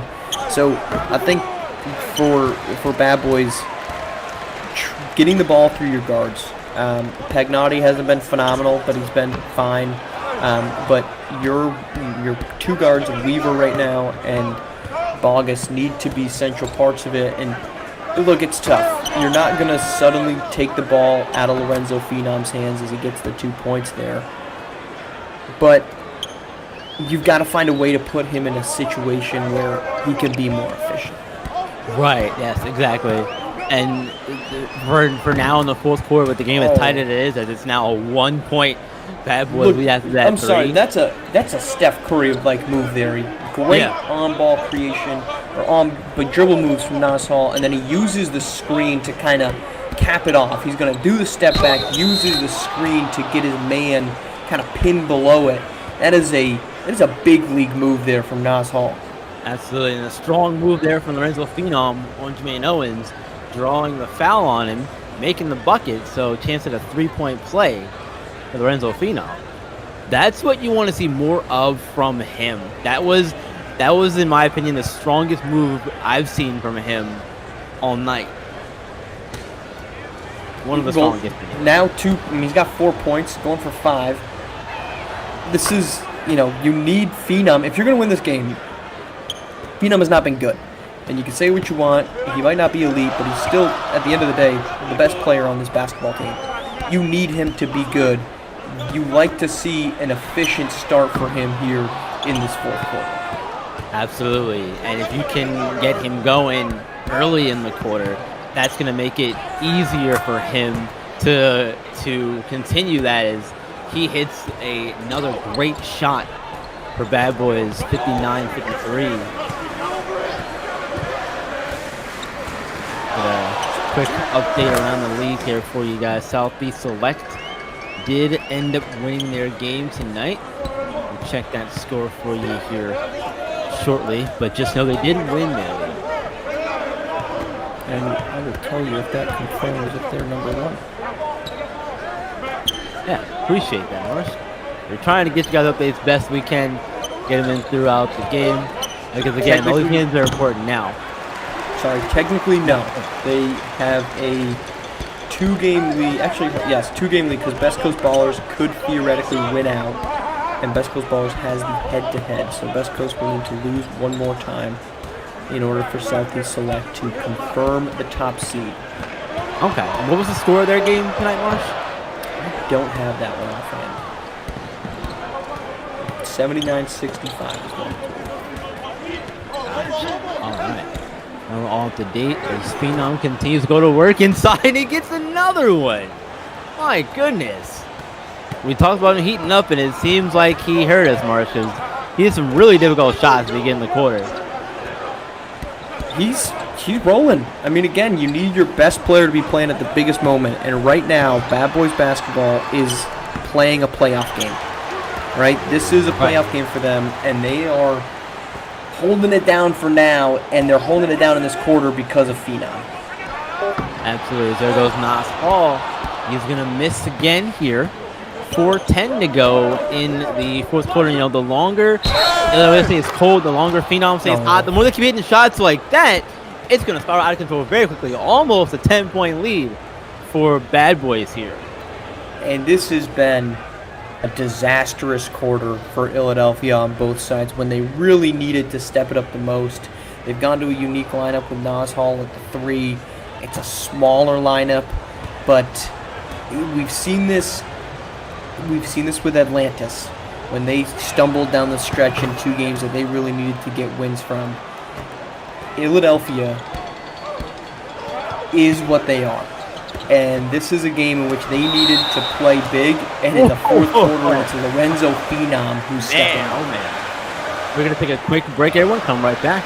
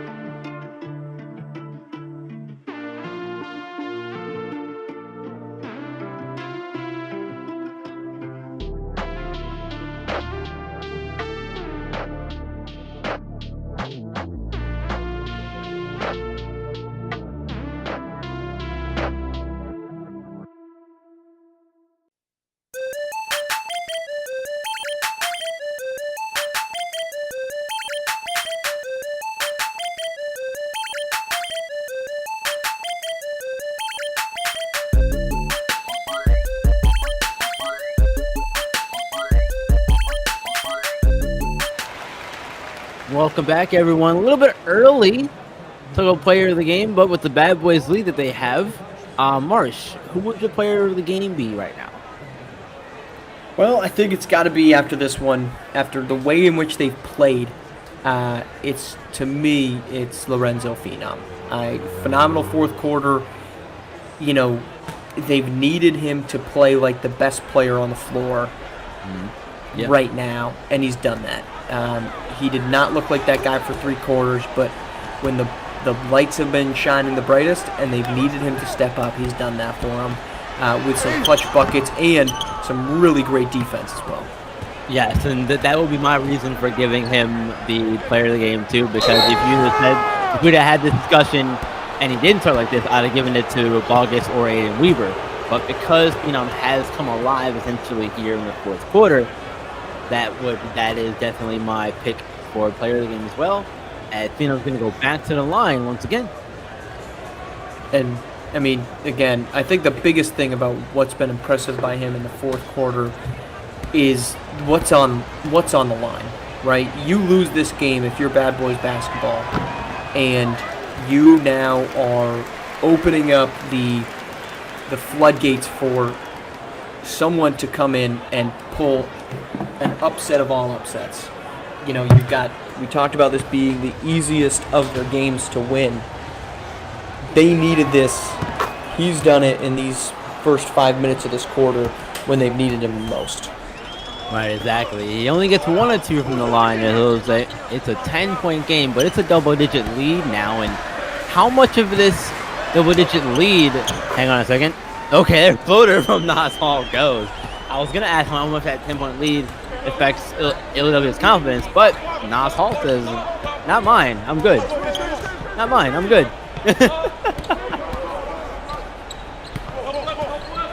So here we are. Bogus now uses the screen and goes up and jams with 2 hands for safety. Back to 10. I have to say, impressive basketball from Bad Boys here. Bogus staying with it. Their defense has become Loctite. Nas Hall was hitting some shots early, but they were doing a great job of keeping him out of the paint. They've done a great job throughout this game of keeping him out of the paint. That was something that he really got going against Originators. They just haven't been able to duplicate that, and that's because of the play of this Bad Boys defense. And they just hit the magic number 69. We can just about wrap this thing up. And Malcolm Chamberlain gets that one to fall. That was a great ball movement there too. Almost a little bit of give and go kind of go action there. We got a report from Yells on the sideline. What you got for us, Yells?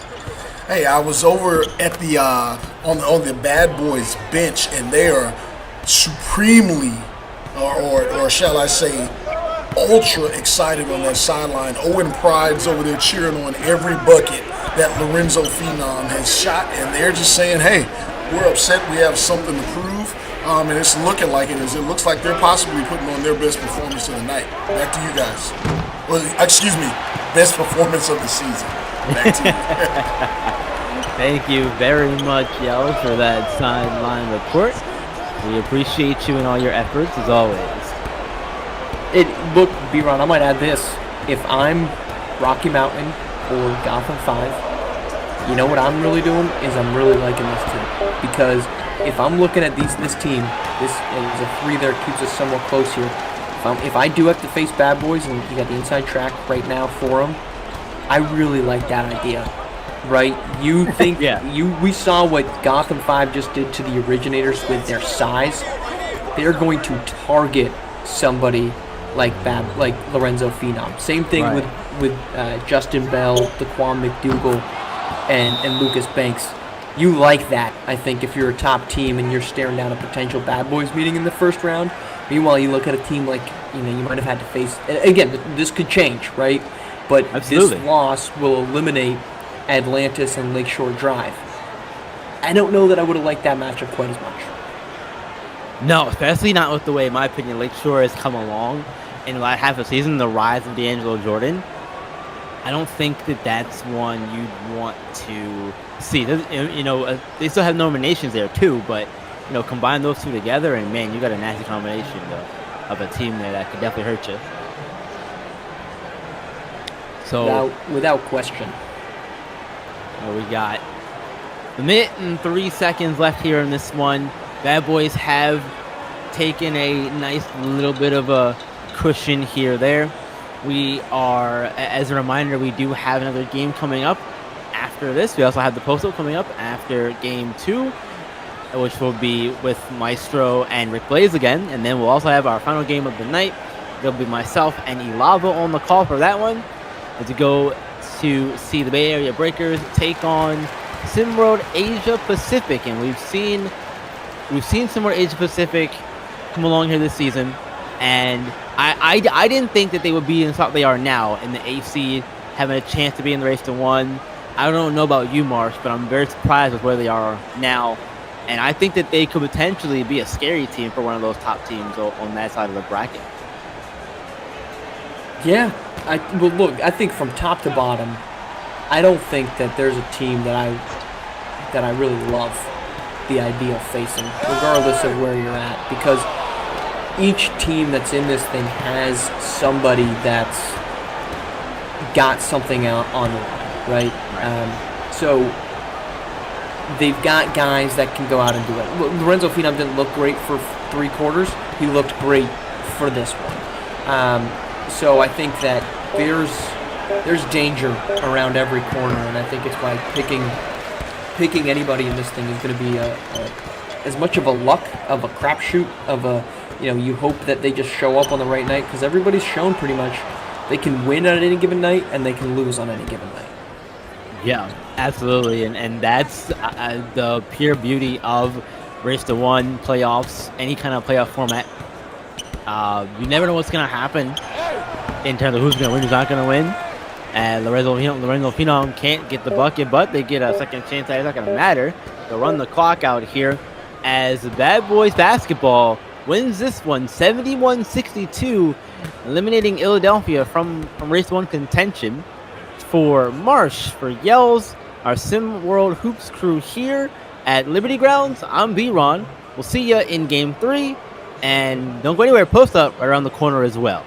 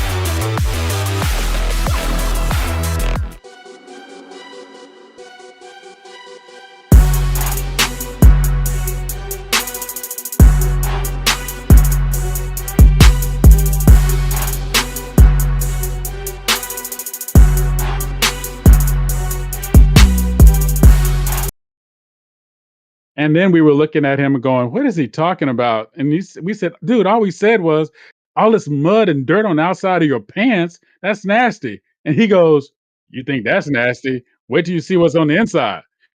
Oh my God. Hey, welcome to post up number 2. This is a Maestro, your boy, with my dude, Captain 420 Day, the one and only, the man who Dun, dun, dun, single-handedly dun. was the fish who saved Philadelphia in Mississippi. The Blazer, Yes. Rick Blaze. How you doing tonight, fam? I'm doing pretty good, man. Shout out to Philadelphia, Mississippi. Hey, baby, that's what we do. Hey, listen, don't get me started talking about Brooklyn, Maryland, all right? So here we go. For real, for real. Wow. The bad boys got ill tonight. They brought it on. Really good game. Held it up. The score, I think, is a little not quite indicative of how close the game really was, in my opinion. But Blazer, tell us what you saw, fam. Well, I saw Phenom take over. Yeah. Again, it's no secret. I haven't been high on Phenom because I feel like most of the time he's more trouble than he's worth. But don't get it twisted. I never said the man didn't have talent.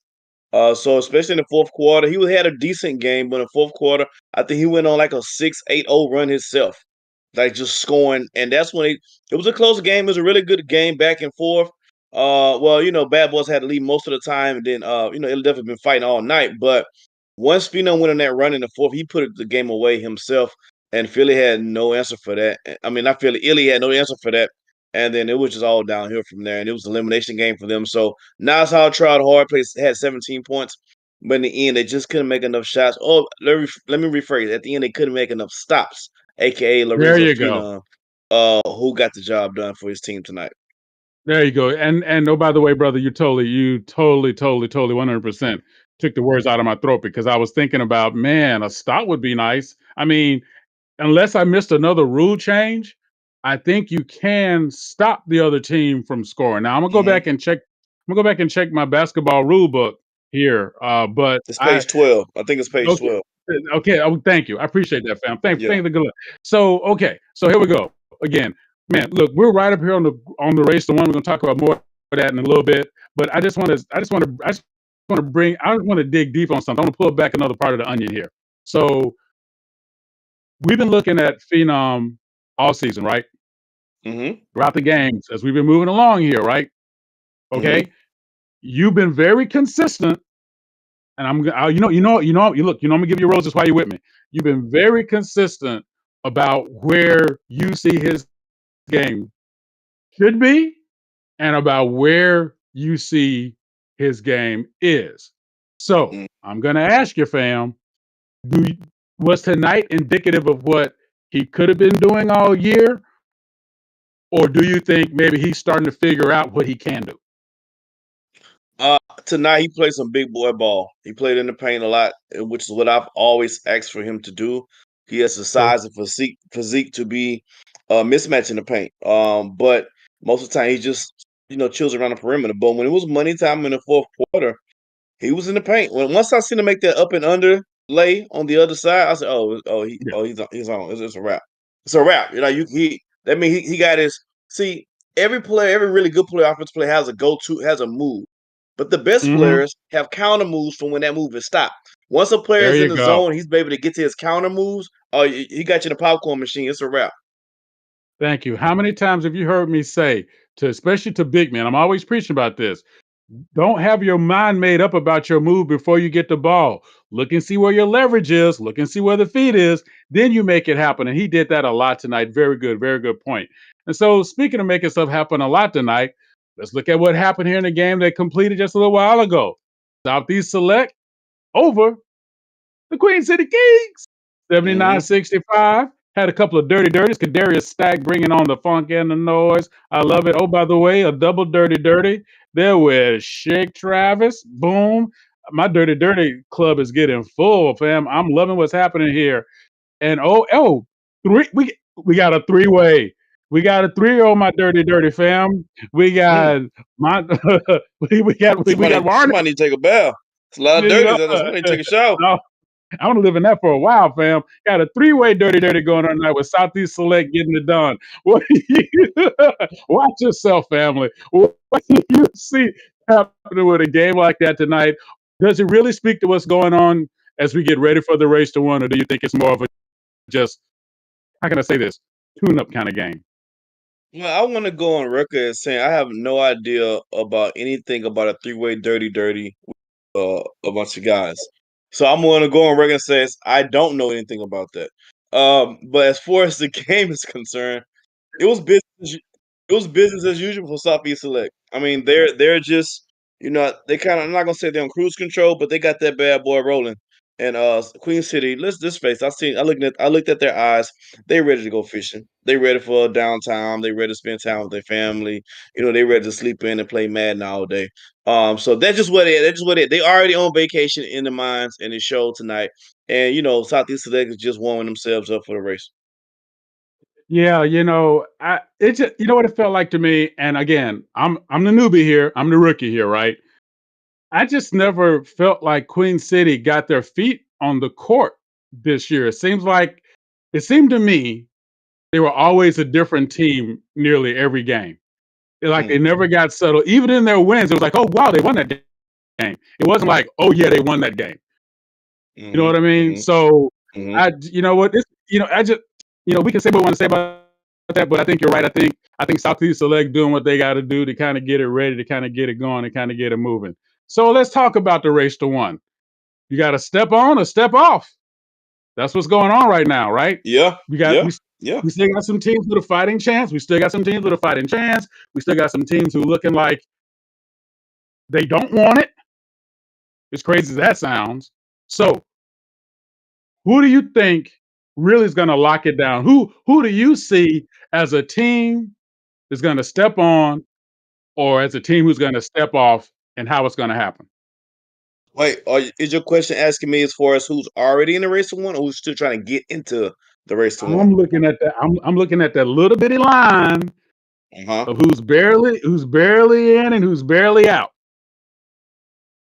Well, if I go, you know, APAC has been holding on for dear life. Um, they have the team to keep. I think they're going to hold on. Now I don't know the all. Siege and those guys. They math be mathing. I'm not. I don't know. I don't. Is APAC in a must win situation tonight? Mm, Well, looking at their mm, record, no, they're not. They're not in must win. I'm looking at their record right now. They're 14 and right. 15. The next closest person is ATLians with 12 wins. So no, they're good. So APAC probably want to get some confidence going, but it's not a must win for APAC. But I think APAC got a firm grip on the number 8. I think they're gonna hold this number 8 spot, and they are a very dangerous number 8. I mean, a very dangerous number 8. APAC needs one Interesting. win. They need to get one win, Interesting. one way or the other. One way or the other. I got you. Hopefully They they got don't act they like the got New two York games Nets. left. They have to get one win, so they're gonna have a dog fight today because Bay Area. I believe Bay Area's coming in at home mean and ready to play. Mm, I think mm, Bay Area gonna try their best to blow the doors off of APAC really early, but you cannot play this APAC team weak. They not at will all. run you out. They will shoot you out the Absolutely. gym if you Absolutely. let them. Absolutely. And look, you know what? What's funny? We saw that with a lot of people, and I'm gonna give you roses, right? They had some big wins earlier in the season, and a lot of people Hmm. were putting up, oh, big win, surprise win. I'm gonna give you credit, fam. You kept saying not a surprise. They've been like this Yeah. all season. Nobody's paying it. I got to give you that, and they worked their way up. Again, they hold on to the 8. All they need is one. All they need to do is get one. It's going to be a tough road tonight. So you know what? I know we're moving our boy on production. I want to appreciate him for what he's getting done for us. Let's just going to hop into real quick on the 3 and the key since we talked about them. In the next game coming up, Bay Area versus APAC. Give me 3 in the key. Who you think got to do what you got to do, and why is their name Trey Hyman? All right. For for Bay Area, a lot of talk has been, of course, about their bona fide leader, Trey Hammond. But I think it's three key components of Bay Area. Number one, they have to get out in transition. They are a faster team than this Apex squad. If they can get Yep. out in transition, they can make their lives a whole lot easier. Number two, feed the god doggone rock to Trey Hyman. He is unquestionably the biggest guy on the court out there today. No one on APAC can stop him one on one. Give him the rock early and often. And number three, if the shooters got to hit their shots. When you get the ball kicked out or you're on the wing and you're shooting that shot, your shot got to fall. I'll tell you why. Because on the other end, Apex 3 keys is simple. Shoot the ball, shoot the ball, shoot the doggone ball. I need their shooters, JD Reyes. I need all those guys out there ready to. Hey, you got to win. You have to win one of these Yeah, games. You have yeah, to win one. Let's not hold on for we let this one go. We're gonna go. Hey, I ain't gonna lie. I don't say this, but Bay Area's kind of down right now, and I'm not the biggest yep. opponent kicking them in while they down. But if you Apex, you need to kick them while they down. So they three in the key is Jacob Reyes, Victor Akai Nubi, and JD Reyes. Those are their three components. Very good call. Those three guys need the ball tonight. Well, look, I'm gonna tell you something. Like our elementary school baseball coach, Sister Mary Hamilton said, I don't want to kick a man when it's down, but I sure would bust his head open with a sledgehammer. So that's just how you got to do what you got to do. You got to get the wins where you can get it. And God bless Sister Mary, because last time I saw her, That's she what was. Sister Mary said. Well, you know what? I'm gonna tell you something. You know what? Last time I saw her, when I went back hometown, she leading her own biker gang. They got jackets and everything. That's all I'm gonna say. So Wow. that's what's up Wow. with that. So all right, here we go. Here we go. Let's go on AKA and get Bloody some. Mary. Here's something I've been waiting for you to talk about all night. Today is the day Purple Rain came out. And for those of Oh us of that wow. certain age, we remember when that hit. There's actually two other records that came out on this day. I'm not going to drag anybody through the weeds with that, but here's what I've been waiting all day, Blazer, to ask you this question. Yeah, I said ask, not Mhm. ask. Ask you this Mhm. question. Is there any other movie with an original soundtrack that blended so perfectly together than Purple Rain? And why is the answer no? Oh, that's a good All one. right. Hey. Um, I'm I can't. Oh my god! I'm gonna take up too much time. When you talk about music, Okay, I gotta get my answers have to be the right answers, or I get flustered. So I I'm got going to you. I say got you. no, only because I can't Uh-huh. think of anything right now. But I have to. Okay. Purple Rain holds a special place in my heart. That's why I feel with Apollonia. I fell in love with Apollonia. Doing Mm, mm, Purple Rain, and also mm. that's when Morris Day became my idol. Because he low There you key go. stole the show to me. In Purple Rain, I love that I joint. So you know what? I I can't got you. say anything bad about Purple Rain. That joint is special to me. Not a problem. Okay, look, we got a call in right now. Our producer, Ron Yells. Hit us up with some knowledge here, fam. I'm gonna say no. There's no Purple Rain greatest soundtrack ever, the greatest guitar solo, but a very, very, very close runner up for me.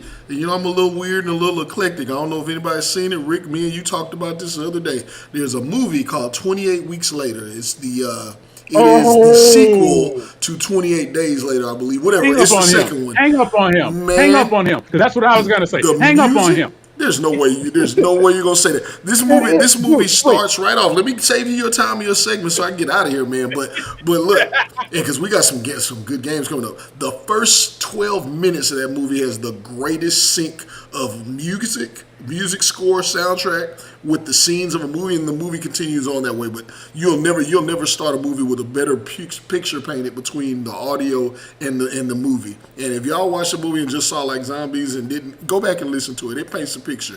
It paints a picture. Either you want to become a zombie or you damn sure fighting them off when you hear that music. So I'm out of here, man. Y'all Let me doing a tell you, great job. I man, appreciate y'all. great. Appreciate you, fam. Let me tell you how much I can't stand him. And I always have, I always have my receipts, right, Blazer? I Yep. had two movies written down. 28 weeks later and 3 days Yep. of the Condor. I had I had two movies written down with the perfect soundtrack for what was happening on the screen, and also something you can listen to and know what was happening without the movie in front of you. It was 28 weeks later and 3 days of the Condor. I can't stand him. Blazer, he can't call no more. All right? Yeah. That's We blocking all his calls, huh? yeah, but Nah, he on probation. two movies did just come to mind. What you got? They're older movies, but they came to mind. I didn't give a lot of Footloose. Mm-hmm. I'm going back, Great and call. Dirty Dancing. I don't know about the Great call. soundtrack, but that one record, you can't play that song having the time of my life without thinking about Baby from Dirty Great Dancing. call. It is what Great it is. call. It's Great synonymous call. with the Great song. call. Great call. And oh, by the way, and I tell you something on that, even though two of the songs were not written specifically for the movie, when you said Footloose, Kenny Loggins did that Of entire course. soundtrack for the movie. That's another great call. Thank you everybody for listening to us tonight with the post off with my man, my fam, the Blazer. It's the Maestro hangout for 20 weeks. No, I'm sorry, not 20 weeks later. Bay Area was the APOC. See the game, be the game. Out.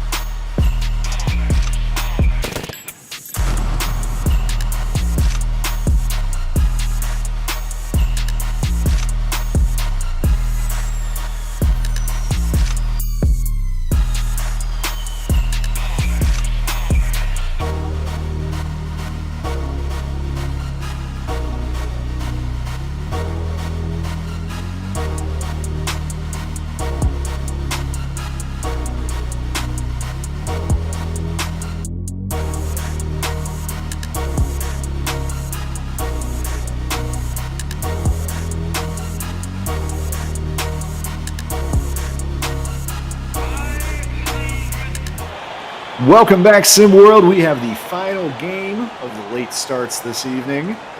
We're taking it out to the West Coast. Bay Area Breakers hosting Sim World Asia Pacific, and two big storylines tonight. For Asia Pacific, they are looking a win could secure them a place in the Race to One playoffs. Man, for Bay Area, there's a lot to play for with seeding. They're going to be in that Race to One, but where will they end up? Well, win or loss here tonight might end up being a big difference. You got Ulava, my own good self behind the mic, and I am joined by B-Ron. B-Ron, coming down to crunch time, end of the season. All these games are big. We've just seen some earlier this evening, and another big one on tap here. Absolutely, big time game here tonight. I feel like the end of the night games are always some of the best games of the night. So hopefully this one proves to be just as good as the only other ones we've seen this season. Trey Hyman's outside jumper won't go. That was JD Reyes that got things started off for APAC on the other end with the dunk to open up the scoring. Oh, and a drive here. But look at that. Out of here. Rejected. I think Sean Hyman was the one who got a hand on that. Here comes Bay Area. Yeah, Oh, go ahead. 18-11 on the season, D, and they could still finish in 4th place, but they could also fall to 6th if they don't close out these last couple games of the year. Yeah, they've been doing a lot of falling lately. They've lost their last 4 in a row. The most recent was a 86-51 blowout to Showtime. So they gotta find a way to turn things around. You'd think that would have been the game that would have been theirs, but everything that went on with Showtime and the moment with that day, understandable, it didn't go their way. Meanwhile, for APAC on the other side of things, they won their last game, 84-79 over SimWorld Oceania. So, they're a dangerous team, I think. So, if anybody can do it tonight and beat them, it's APAC. My goodness. Yeah, well, there's the tonic that makes things all right for Bay Area. Trey Hyman, I like that one of the National Player of the Year candidates. Oh, ball tipped there, but it is going to stay with APAC. We're going to get a quick break in the action. 6:02 to go, first quarter from the Bay.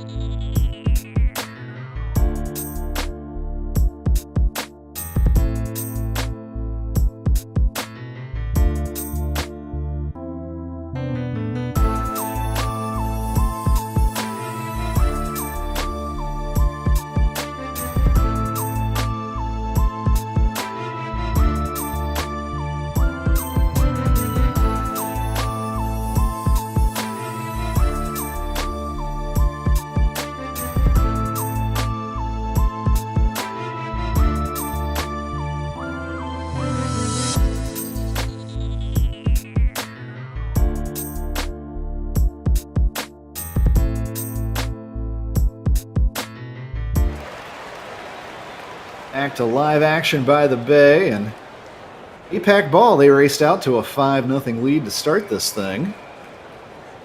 The Bay Area has gotten back into it with 2 buckets, most recently a thunderous Trey Hyman dunk. Hyman definitely a candidate for National Player of the Year this year. Yeah, he's burst onto the scene in his first season here in SWH, and I feel like he's quickly become one of the faces of some world groups. At least for this season, at least for next season for sure. You know what I mean? A newbie bucket on this end. Anderson tries to answer but can't. Newbie, the 22nd ranked player in SimWorld.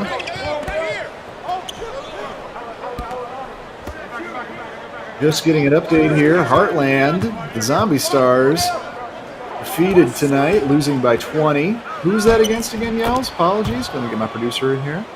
Who's it? South America. That's South America. 20-plus point victory over Heartland tonight. So South America well out of the race to 1 contention, but a signature win for them late in the year. And for Heartland, more heartbreak. Not the season that team hoped for. Oh, nice inside dish to Hyman, but he can't finish. That's when you gotta try to find a way to dunk. You gotta have those. Oh, nice defense there. Anderson gets it ahead to Hyman. He takes a kind of crazy shot and can't get it to go. A couple tough shots Trey's taken to start this game. Not getting to fall early, but look at this defense from Bay Area. 2 straight possessions, 2 straight steals now for them. Yeah, sometimes their defense goes overlooked on when they do things like that. They're really good at getting into the passing lane or just finding a way to be there to knock the ball away or something like that. And that's going to take them very far if they can continue to shore that up.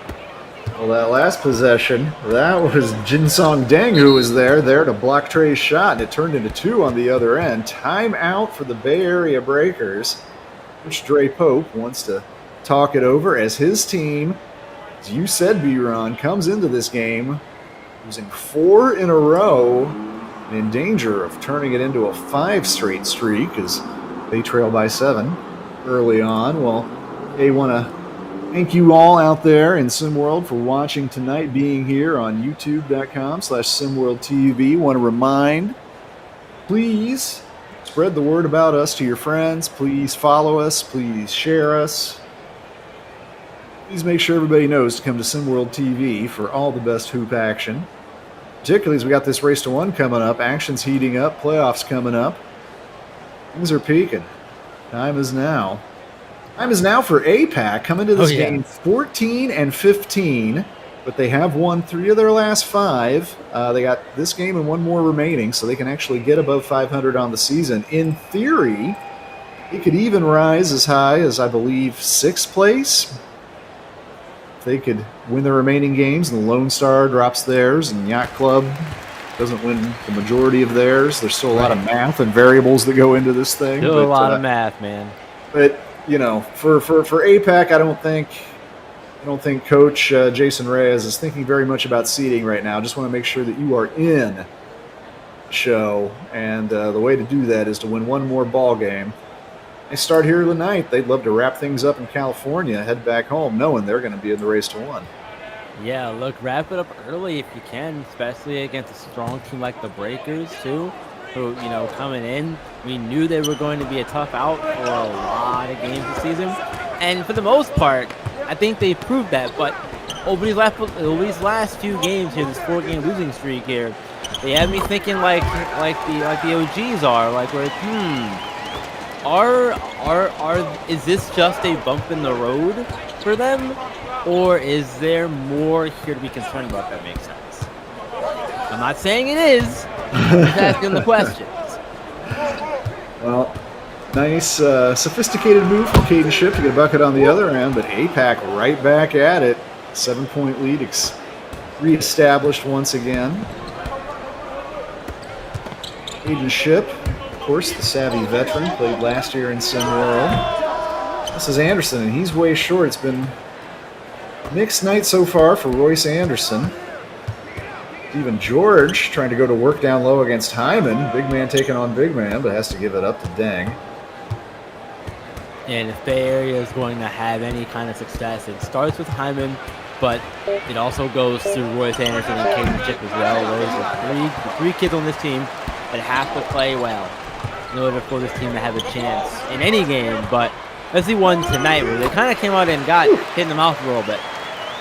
Look at that. Ronnie Shanahan scores inside. That's not normally where the guard gets his points, but inserted into the starting lineup tonight by Dre Pope, looking to shake things up a little bit for the Breakers. Not a bad idea there to get Shanahan some starting minutes here, especially with the Race to 1 so close to coming up and how pressure-packed this game is for everybody. It's good to feel that energy. Oh, man. Well, good energy there from Deng. He had 2 cracks at it, but couldn't score. The ball stayed up on that rim. I thought I was going to get a 5-second violation. Foul there on Stephen George as Hyman was going up to shoot, so he's going to go to the line. Prey Hyman, 17-year-old, 6'10", 240-pounder out of Oakland, averaging 12.1 points per game and also 9 rebounds per contest. That's the 6th best total in all of SimWorld, the 9 rebounds. He's also had 9 double-doubles on the year. Yeah, he's came on quickly this season, team captain, first season with Bay Area. He's already drawing interest from a lot of schools, but three that are reportedly having the most interest in him are Duke, Arizona, and Gonzaga as well. Well, you know, another thing Trey brings to the table, he's a recruiter. He brought his little brother, Sean, who has been a find. Even the D there on the pronunciation can cross it up the Bay Area. Trey gets 1 of 2, and the lead is cut to 4 now with 2 minutes to go in the first quarter.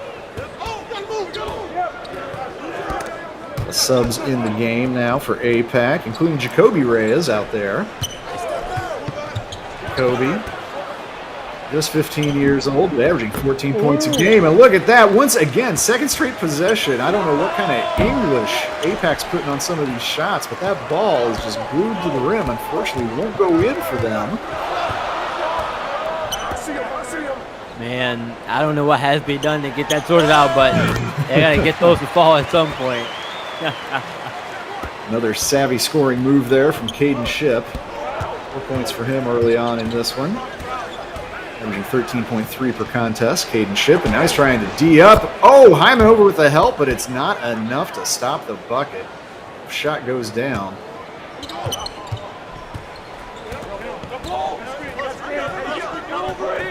Subs out there already.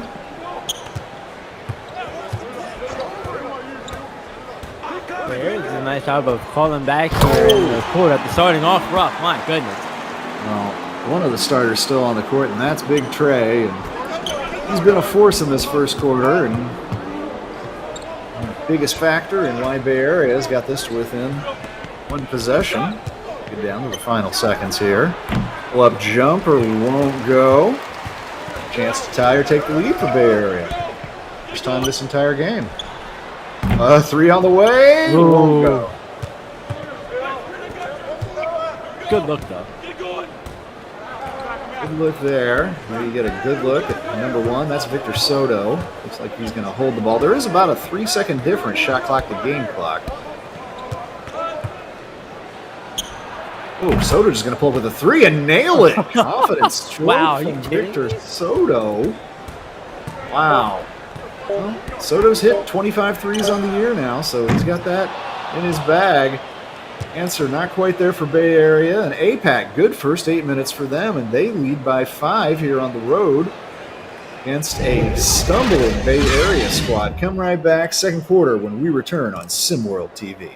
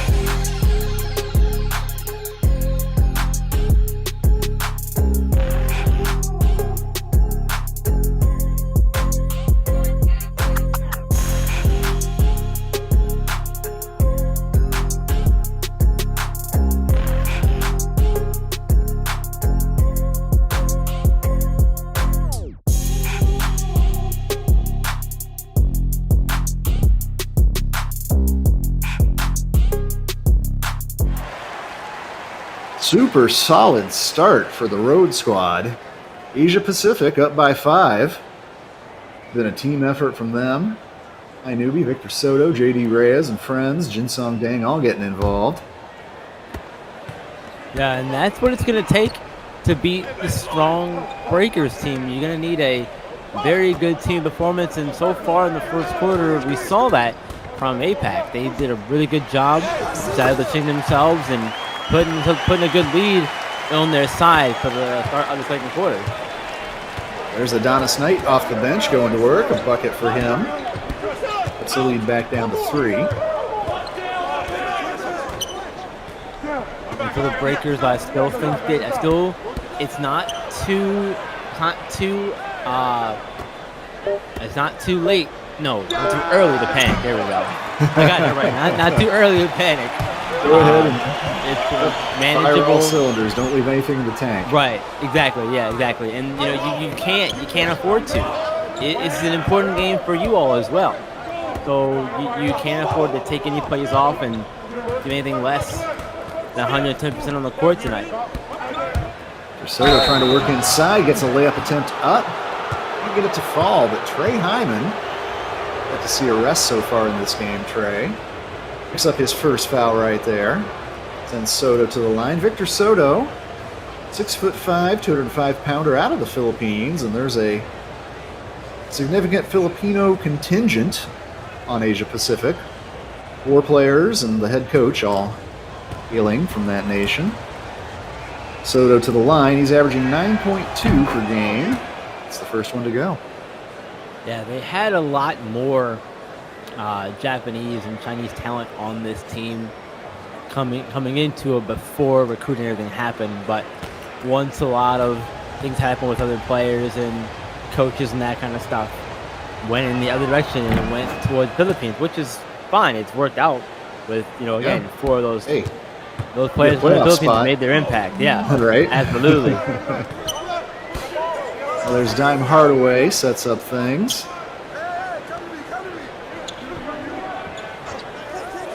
Look, maybe they can find a way to persuade Devin Fields, who plays for down the arch, to come back. Ooh. Nice attack there from Adonis Knight off the bench and making an impact on this game. Adonis Knight, 6'5", 200-pounder out of San Francisco.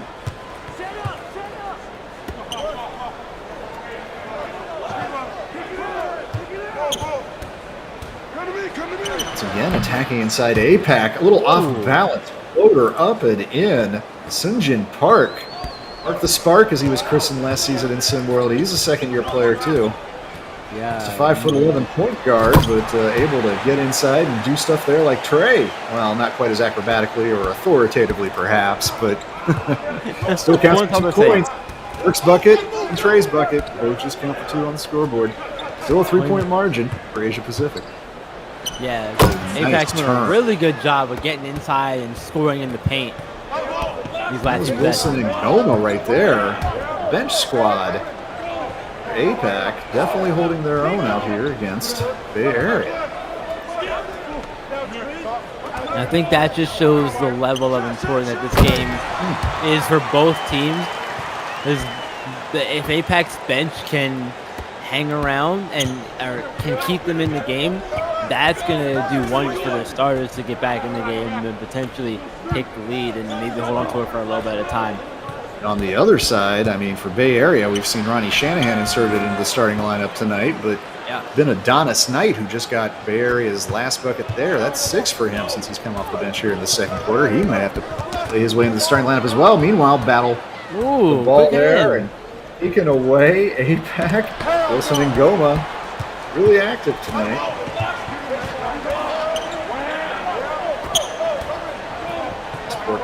Pass from Knight there to Hardaway. Jumper from inside 3-point line won't go, and a rebound cleared by APAC. And you love seeing the active hands on both sides of the ball from both these teams. We get it. Ooh. And there it is again. Once again, almost taken away. Great lead able to come up with that one, but almost a takeaway. It's so frustrating as an offensive player to constantly be pestered by your opponent. You just want to get away from me, man. Meanwhile, great Khalid had excellent position, was wide open underneath, passed that ball out. And APAC is not an intimidating team really down in the paint. That's not, Stephen George has some size and on the bench right now, which isn't helping anything for APAC as they call a timeout here. Trey Hyman gets another easy bucket, but Bay Area winning inside pretty much tonight, but they're still behind on the scoreboard. 3-point margin. We're going to take a quick break. 3:51 to go, second quarter.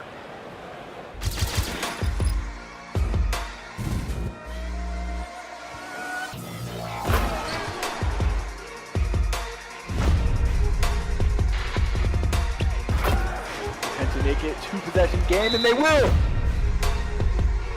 Definitely gonna have to get elsewhere. Oh!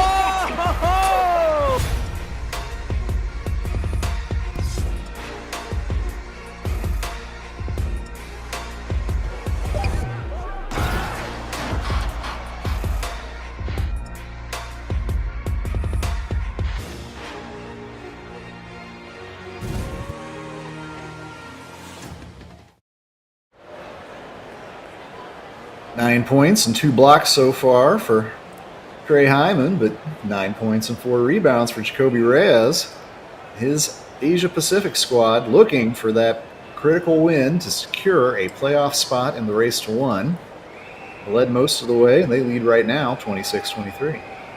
Yeah, and Reyes has been a huge part of APAC's success in this game, and it's going to be imperative for him to continue to play at a high level.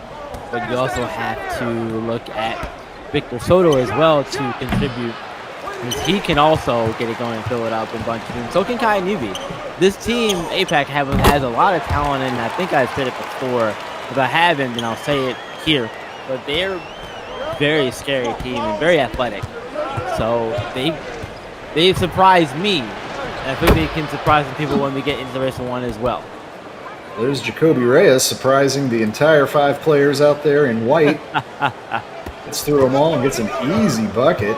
Trey Hyman getting his first breather of the game. He's on the bench. And meanwhile, for APAC, Stephen George is out there, and he comes across, swats the ball. So maybe a temporary and unexpected paint advantage for APAC the next few minutes with George out there and not having to worry about Trey Hyman. George has it right now with a smaller defender on him, but loses the ball.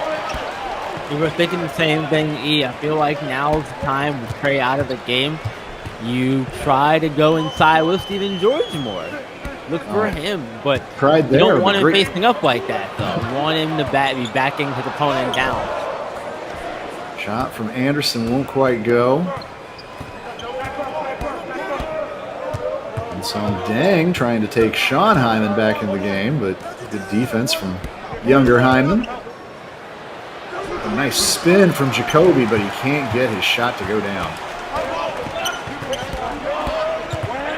A future for Jacoby Reyes. Remember, he's only 15 years old, folks. He's going to be around for a while and just continue to get better. Sean Hyman with a tough drive and has the ball taken out of his hands. Wow, that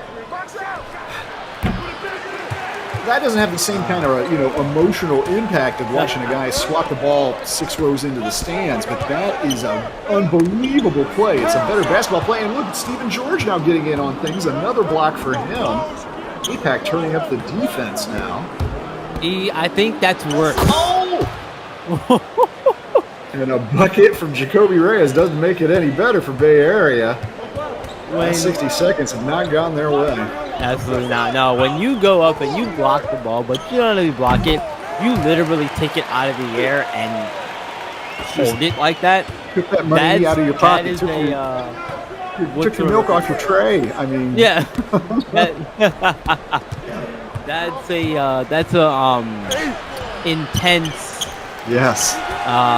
moment there. I can't think of the right word right now. Words are hard, man. Leave me alone. When things are happening like this, words sometimes don't even fit. 3 won't get to go there. Nobody there to rebound the basketball. Going back over to APAC. We're under a minute to go now in this first half. Somewhat surprising first half, but maybe we shouldn't have been so surprised. We know the Bay Area has been struggling of late, and this APAC team obviously capable almost. If they do win tonight, they will be 500 on the season. Playing well so far. Here is J.D. Reyes, and he gets it in off glass. Great job there from J.D. Reyes. Not being frustrated by the defense, finding his way to get inside the paint and get up a decent shot. Nice dish inside. Curtis London found Shanahan. He couldn't finish. Hard foul will send him to the line. Kobe picks it up. But more than a half minute to go until we hit the halftime. And there you see Coach Reyes working out some instructions to his squad. This is the first year in charge for Coach Reyes. Also mentioned earlier, he also hails from the Philippines, just 33 years old.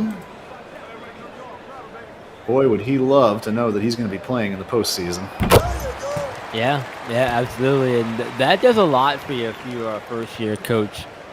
You know, when you come in, you're trying to figure out what your message to the team's going to be, how it evolved over the course of the season, and through all the ups and downs of it, Coach Reyes has figured it out. He has a good team on his hands, and they are in the perfect spot to improve their race to one position, maybe. Or again with the win, secure it tonight. Shanahan hits 2 under 30 seconds now, and a quick. Wow. And Reyes, that time JD Reyes, just a heads up play, just faster, quicker than the rest of the team. Just, I don't know, maybe Gary was thinking they were going to hold there or at least kind of stall out, but didn't. And on this end, Hayden Ship has it blocked by Stephen George. Been blocking everything tonight, E. He has. Well, you know, George, not an offensive threat, but he's held his own for the most part with Trey Hyman. And when Hyman's not been out there, Hyman back on the court now, he's been a problem. Seconds here, the half. Shot up and in, and that cuts it back to 3. Now, there is time enough here for APAC to get off a decent last shot. Quarter court heave won't go, but the traveling team on top here by 3. Impressive performance from them over the first 16 minutes. Iran, what most impressed you from what we just saw? Honestly, I think it's APAC's intensity. In a game like this, you have to come out with a lot of energy, and APAC has done that in spades. Big reason why they have the lead, and they have a lot of help from Jacoby Reyes, JD Reyes, Kai Newby, a lot of the usual guys that we're seeing from APAC play well or playing well as well. That always helps. APAC, you can tell that they know what's on the line here. They've come out intense, focused, and they've got themselves a lead so far. They've led all the way. Still, though, 16 minutes remain on one half of basketball. Bay Area to turn this thing around. There you see Jacoby Reyes, 13 points for him. Leads the way, leads all scorers. Quick break. We're going to come right back after the half and get to third quarter on SimWorld TV.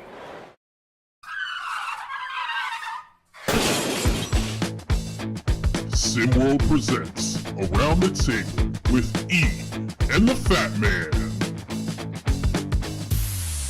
What's up, everybody? This is Big Bob. And this is Elava. And we are the co-hosts of Around the Table with E and the Fat Man. Around the Table is the SimWorld Hoops podcast where Big Bob and I give our takes on various sports around the world. Make sure to tune in every Sunday at 3 p.m. Eastern Time to hear our takes. And don't forget to join in on the conversation with us on Discord at discord.gg/SimWorldNBA. And make sure to follow us on Twitter and YouTube at SimWorld4K. And as always, see the game, be the game. Later, folks.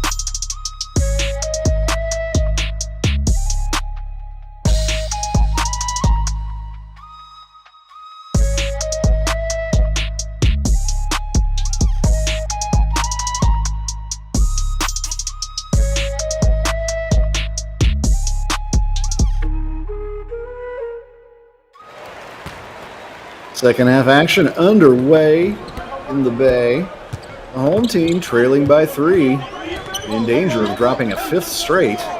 Not in danger of dropping out of the playoffs, but this is a concerning dip in form at the end of the season. Dre Pope and his Bay Area Breakers. You have the ball here now. Anderson has it, tries another, and that is a 5th block. Man, oh man. For Stephen George. 3 rebounds, 5 blocks, 0 points for the 6'11" big man on APAC. And I was getting ready to say, too, that when we saw the Breakers come back out of the locker room area, we noticed that Coach Dre Pope had a very intense look on his face, and he wasn't happy with his performance in the first half, and he wants to win this game, understandably so. But we'll see what kind of changes he makes, and if that helps them going forward here. Jumper there, we won't go for Kai Newby.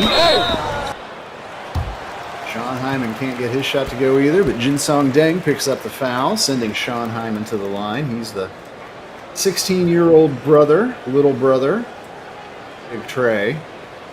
Not often when you're 6'7" and 200 pounds that you get called little in any context, but Sean Hyman does qualify just through that family relation. But he, as I said, has been a key addition to this Bay Area squad earlier in this year. He wasn't with them at the start, but since he's come on, shooting 65% from the field, 8.7 points and 6.8 rebounds per game, as well as 2.4 assists. A little bit of a Swiss Army knife kind of player in a big body, Sean Hyman. Yeah, and I think it's really important to have at least one of those kinds of Swiss Army knives, utility players, if you will. Need one who can do a little bit of everything, and I feel like Sean Hyman is one of those for Bay Area. Lead down to 2. Bay Area have not been able to get on top yet in this one, and there is another drive from Jacoby Reyes, but he can't hit that time. Sean Hyman, or Trey Hyman, pulls down the rebound. Oh! Ray tried to find Sean. That would have been a spectacular finish, but nicely broken up. Dish from Stephen George inside, but the finish is not there from Newby. Good effort, though, from Kai. But I'd like to see him finish it ideally, though. Oh, Trey Hyman's got a smaller player on him, and he is calling for the ball. Not getting it, however.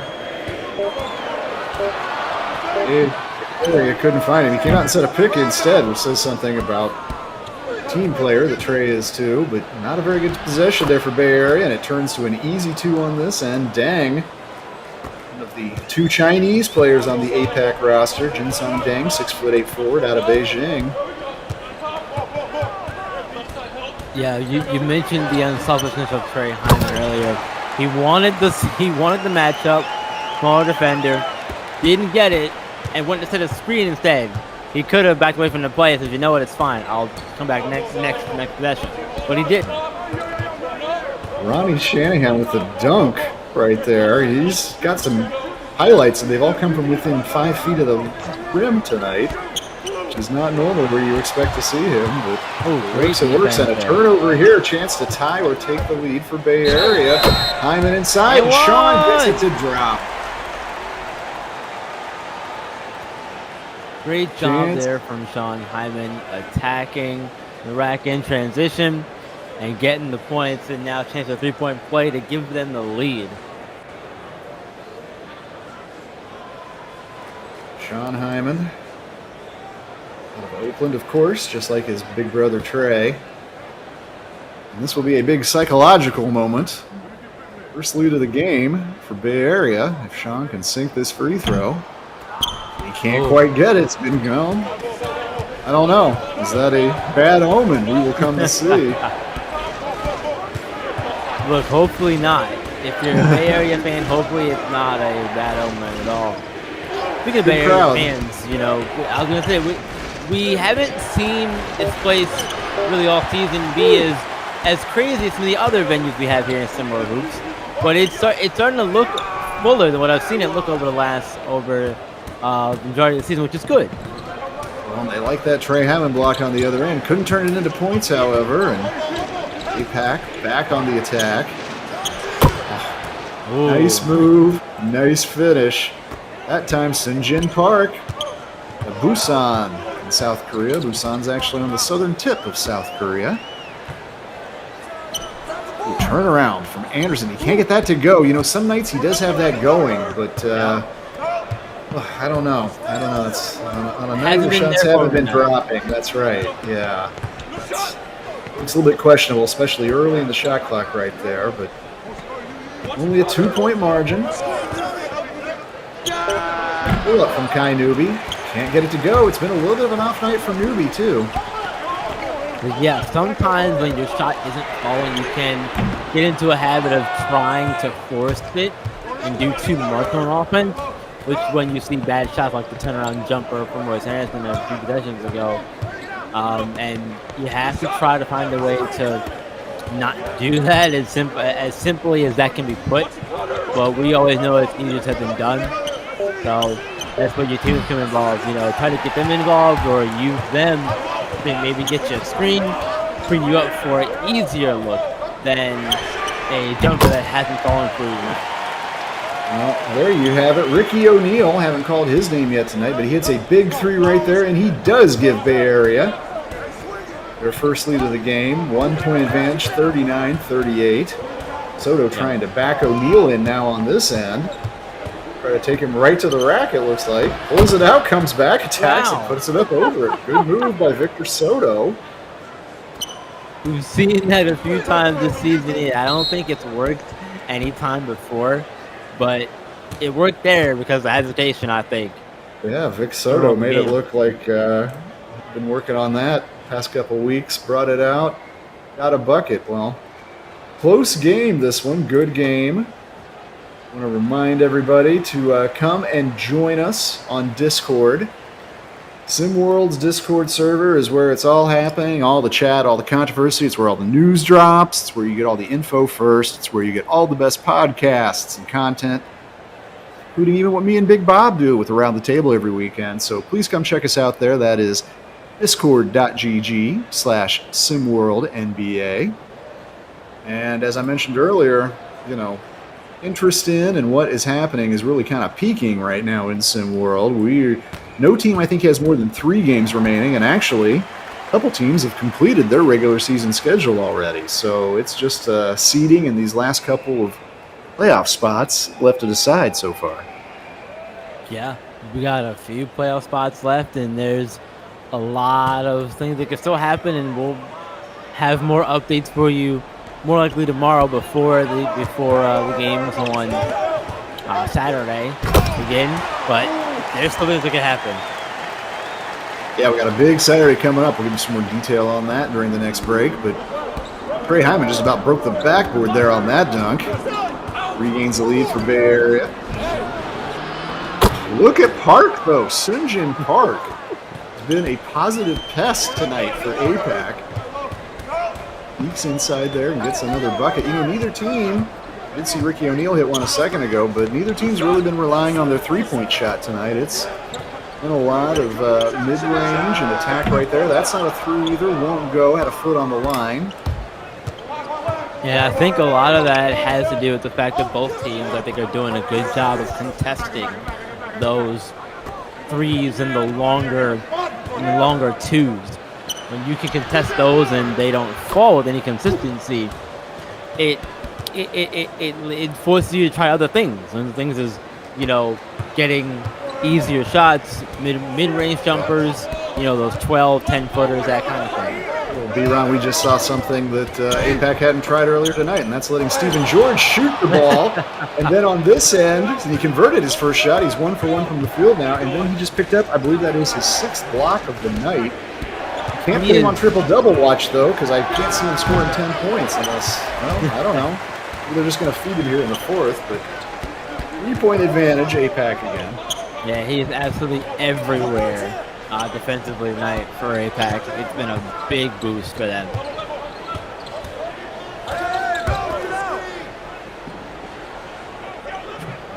Donis Knight, he had some nice moments off the bench in the first half. He's got the ball here, but has his shot blocked, and that's going to be a shot clock violation as well. I think the block will And a We'll go shot into the clock record books. violation. Yeah.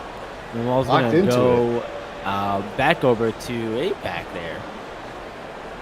Mass substitutions for APAC. Both the Reyes is coming back in the game along. I'm They're sorry, getting ready along to with Victor Soto. resume here. APAC with a 3-point game, 3-point lead for them, 44-41. Just a minute to go here in the third quarter. That three does not go. They are looking to respond here. Jacoby Reyes just off the bench. It looks like he might have needed another minute to warm up. Short on that three. Gives Bay Area a chance here. Ooh, nice drive from Adonis Knight, but fine form he had in the first half seems to have escaped him now. Maybe you could have called a foul on that one, though. Ref didn't see it that way. I think you could have if you wanted to. There was a lot of contact there. Oh, Reyes shook his defender and Oh gets an my easy goodness. two-handed dunk. Great move right there. JD Reyes. JD Reyes with a heady move out there on the court. Shot clock off. 5-point advantage again for APAC. Remember, they ended the first quarter up by 5. Bay Area. Blake Gillenwater on the attack. Nice hit with the eye off the glass for Gillenwater. Cuts the lead to 3. But still, APAC right where they want to be. They've got a lead on the road. Home crowd nervous. They don't want to see their breakers fall for a 5th straight time. APAC just 8 minutes away from wrapping up a playoff spot. Don't go anywhere. 4th quarter when we return.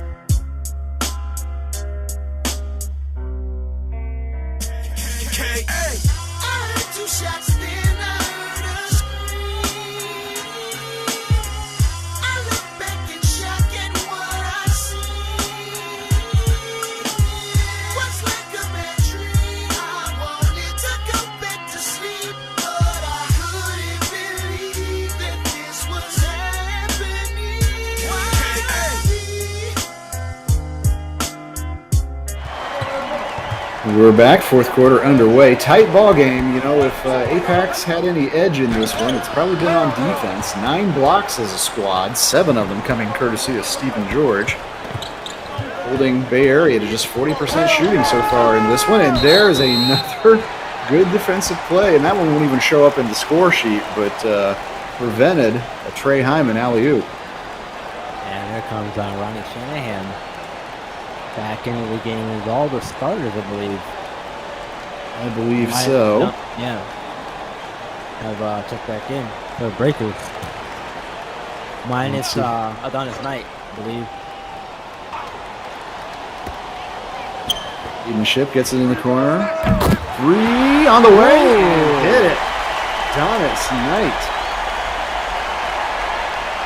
Big time shot from Knight. Just his 9th 3-pointer of the year made. Definitely trying to earn up a few more minutes with a play like that and a big shot in a big spot right there. Getting them to tie it up, or getting them to tie it up early in the 4th quarter.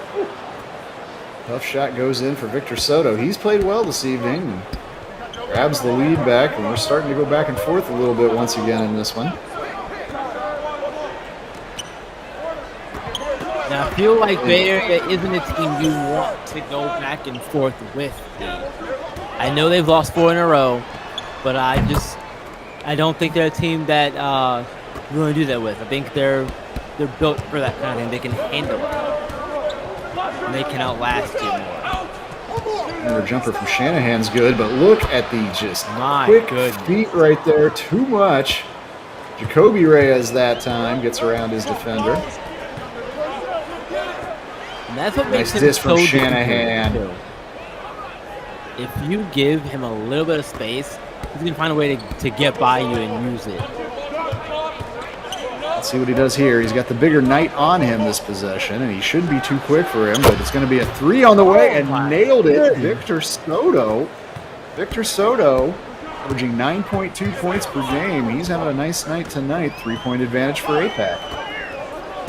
Absolutely. Yeah. Victor Soto having a huge game tonight. And man, if they can pull out the win, he's going to be one of the reasons why they're able to. He's having a big performance. Sean Hyman gets inside and scores off glass. That wasn't easy. He had a man draped all over him. And I thought it got tipped in almost, too. I thought it maybe got blocked and found the way in. Wow! Once again, the attack and finish. Jacoby Reyes, 15 years old, 6'4" wing. Getting it done tonight. He wants to play in these playoffs. Oh, ball slapped out of bounds. Oh, and they're saying it went off of Bay Area last. That's a turnover going over to Asia Pacific. Wow. There you see Anderson coming back in the game, replacing Adonis Knight. Well, watch that man right there with the ball. Oh, Jacoby's going to pull up for 3. Ooh, hard off the glass that one. Well, I actually thought he could have put his defender on his back there. Should have gone back to the attack. Yeah. Could have. I think that's the first miss of the night there for Ronnie Shanahan. And J.D. Reyes has it, whips it inside to Jacoby. Can't get the finish. Rebound battled for, and Trey Hyman pulls it away.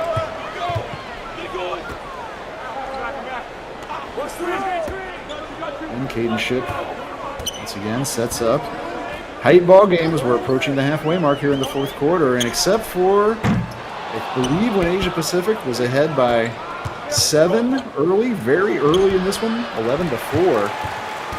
Despite the fact that Asia Pacific's led for most of the way, this has been a tight ball game, a good battle. Hope everybody out there, appreciate you staying up late tonight. Hope you're enjoying this one. This is a good game. Shot there won't go, but Anderson is going to go to the line. Yeah, it's been a really tight ball game for a majority of it. Like you did, besides the 11-4 lead APAC had earlier, but Bay Area, they had to come back, from down that much to be where they are now. And they're still playing from behind, but again, they have the firepower to not only take the lead back but win the game. But they have to go on a run at some point. And I think in order to do that, you might have to try to lean on the three-pointer a little bit more, or you could go in the opposite direction and really feed Trey Hyman and try to get him going. The problem there is, honestly, Stephen Jordan, where he's played tonight. Yeah. I'm not saying Trey can't, but Stephen Jordan's been doing really good tonight. That's all I'm saying. Anderson hits 1 of 2 free throws. Now JD feeds inside, finds Deng. Deng's quietly had a good night out there tonight for APAC, and 4-point advantage under 4 minutes to play. There you go. Trey Hyman has it, but he's instantly got 3 defenders all around him. He finds Sean. Can't finish. Gets the ball back. Second chance opportunity for Bay Area. Royce Anderson pulls up, but can't get the shot to go. Look at that, a third chance, but it's blocked. A 10th block of the game. 4th time's the charm, though, here for Bay Area, maybe. Oh, Anderson's going to pull it from outside and nails it. Look at that. Yes, sir. This has been Royce Anderson's best night in SimWorld, but that was a big bucket there. He could still be a huge part of the story for how this losing streak gets snapped. Meanwhile, Jacoby Reyes, who's been the star for APAC, once again trying to back down his defender, just get a layup off and in, but that time it won't go. Good defense from Ronnie.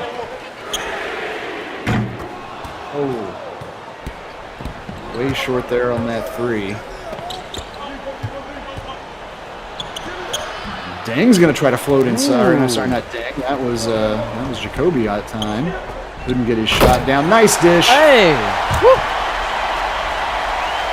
Hit area. It's the lead with 2.5 minutes to go. 1 point game. Every time to do so here. Getting to about 2 minutes left in this one. This is when you can start to make that run I talked about a few minutes ago.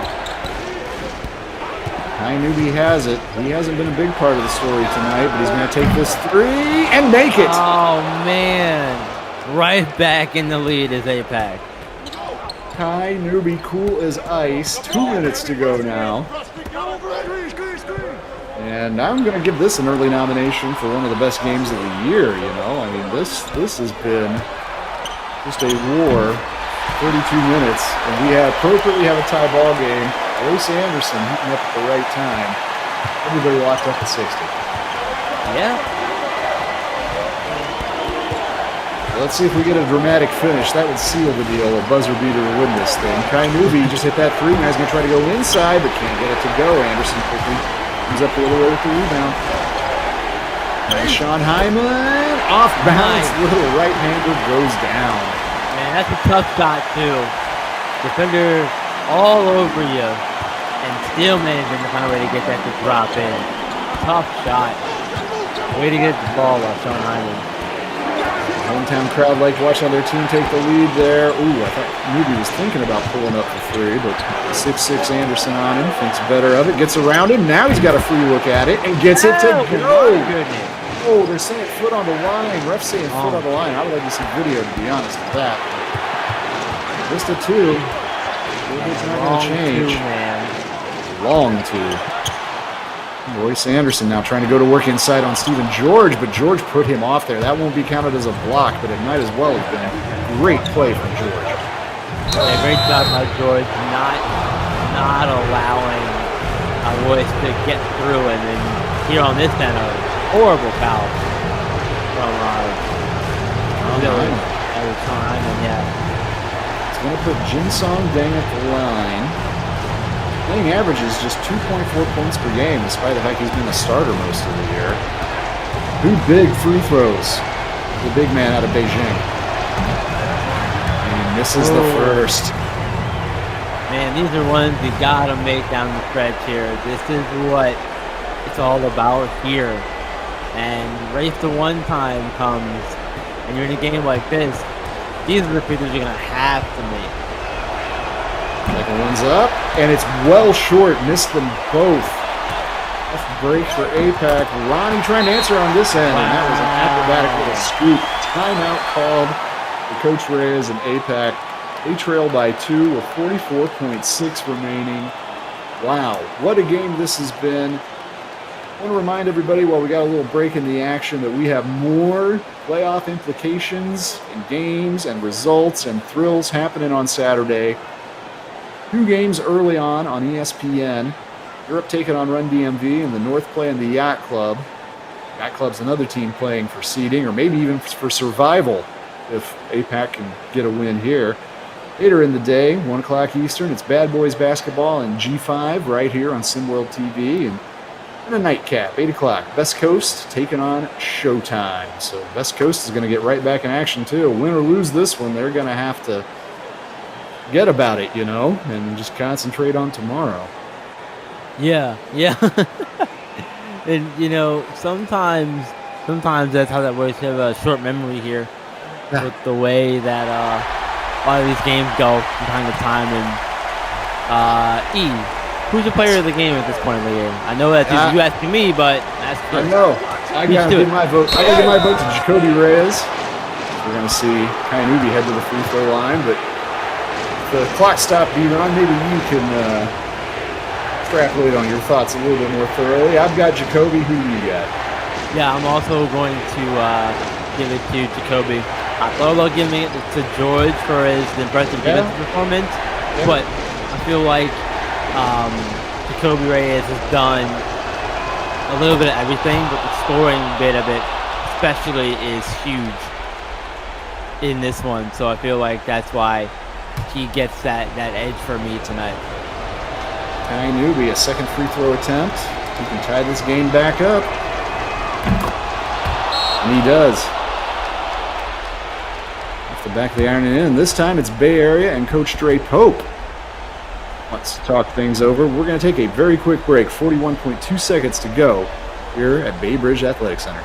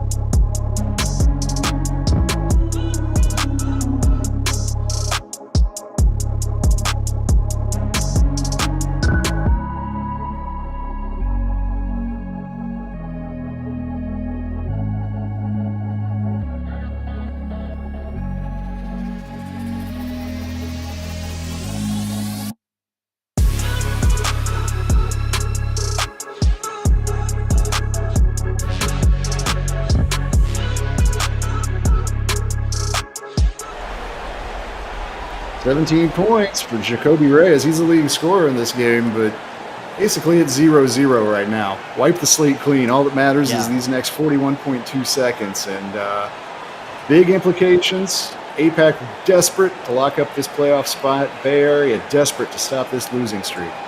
Yeah, and, you know, now is the time for Bay Area to dig down deep into their collective hearts as a team. Get your Broma anime people out there. Get your power friendship things out. Whatever you got to do, find it somewhere, because you're gonna need all of that you can get to pull out the win here. This APAC team is not gonna go away. Not gonna make it easy on you. And I think that you have to still. I think you might lean on Caden Shipp here down the stretch.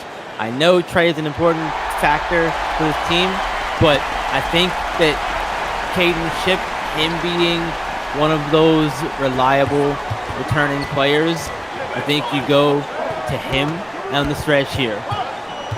Royce Anderson has it right now. He's just 5 for 15 on the night, but he's going to try a three. Can't get it to go. 7-second difference between the shot clock and game clock. APAC's ball. They can get a 2 for 1 here if they get it now. No, they can't now. I don't know. One play for Bay Area could have gone a 2 for 1 on that. Oh, nice drive from Kai Newby, and he gets it to fall. Wow. What a shot from Kai Newby. Not his biggest night. The 17-year-old 6'5" wing out of Seoul, South Korea. 13.5 points on the season, but if those 2 points end up being the winning margin here, there'll be no bigger shot he's made all year for APAC. Unbelievable move. Scores over 2 defenders. But hey, Eron, that's instantly in the past. Let's look at the future, specifically the next 12.1 seconds of this ball game. you're on record. Caden Shipp should be taking this shot. Royce Anderson ended up with it in his hands last possession, but got 5 for 16 from the field, 1 for 5 from 3 now for Royce. He's been a little bit cold. I think maybe looking at Caden Shipp or even Ronnie Shanahan, who's been pretty effective tonight. But for me, everything's got to go through Trey. I want Trey to touch it, even if he ends up kicking it back out here. Yeah, and you know, that's probably a good idea too. You get Trey the ball, defense collapses on him, bring it up to somebody else like Caden or Ronnie, depending on how it all works out. That's also a good idea. And we know that sometimes you can get a little too cute with your offensive plan. Sometimes it's best to just go with the obvious decision. So we'll see how it goes, man. Drama about to unfold. 12.1 seconds on the clock. Bay Area set to inbound. It looks like it's going to be Trey. Yep, bringing it in. He's got George defending him. Trey gets it into Shanahan. Got J.D. Reyes defending him. Shanahan winding that clock down. He's going to have to take a shot here. He gets it over to Caden Shipp. 3 on the way. It is! Hey, that's not the end of the game, however. Still 0.7 left on the clock. Goodness. Timeout called. Wow. Pointer. I think maybe we're taking a look at that as well. Make sure that everybody agrees that was a 3-point shot. That was close, but Caden Shipp will happily take close. The leading 3-point shooter in the Bay Area Breaker squad and the savvy veteran player, Caden Shipp. 13.3 points on the year per game for him. And 17-year-old out of Fresno might have just ended Bay Area's worst run of the year with a big bucket with 0.7 left. Yeah, wow, what a highlight sequence. Hopefully you're going to get to see that on Discord pretty soon, folks. Both Kai Newby shot to take the lead, and then Caden Shipp answering back. And hey, maybe we're going to have a triptych of highlights to feature, because we still got time. APAC's got a miracle heave in him here. There's still time, yeah. And with the timeout here too, that's important because it gets them the ball on a half court here, so a chance to get a better shot versus bringing it up full court. Should have a chance, not just have a desperation heave. Now you do have to inbound it here. Obviously, you got to get the ball in bounds. Looks like Stephen George, the big man, will look to kind of throw it over the defense to find somebody here. Well, we know Kobe Reyes can shoot from outside. Yeah. JD, Kai Newby, the top 3-point shooter on this team. Let's see whose hands it ends up in. They're all out here. And got to get it quick and get a good shot. There's Reyes. He nailed it. He nailed it. Oh, that one's under review. Did he get it off in time, or did Kobe Reyes just give APAC the most dramatic entry? Way. I thought he got it on the floor. Let's see. You have the clock on this shot? Well, it's tough to tell. I don't think he did. I don't know, E. That's very close. Wow. I think it counts, though. All we can do is wait. All we can do is wait for the final. I think that's going to count, too. If it does, APAC is going to win this ball game. It's not up to us. No, Jacoby thinks he's won it, and he has. That's it. It counts. It's final. 3, not less than 3 amazing shots to end this game, but it's Jacoby Reyes who finishes it off 68-67. APAC is dancing. They are going to the race to 1. Bay Area, a 5th straight loss. Wow. Hope you all have enjoyed watching absolutely one of the games of the season tonight on SimWorld TV. A lot on the line for these squads, and look how it went down. APAC 68-67. My own good self, E-Lava, for my broadcasting partner in crime this evening, D-Ron, and for Yells and everybody else behind the scenes at SimWorld. Thank you for being with us. I don't know how we're going to top this on Saturday, but tune in to find out. SimWorld, the only place where you can see the game, be the game.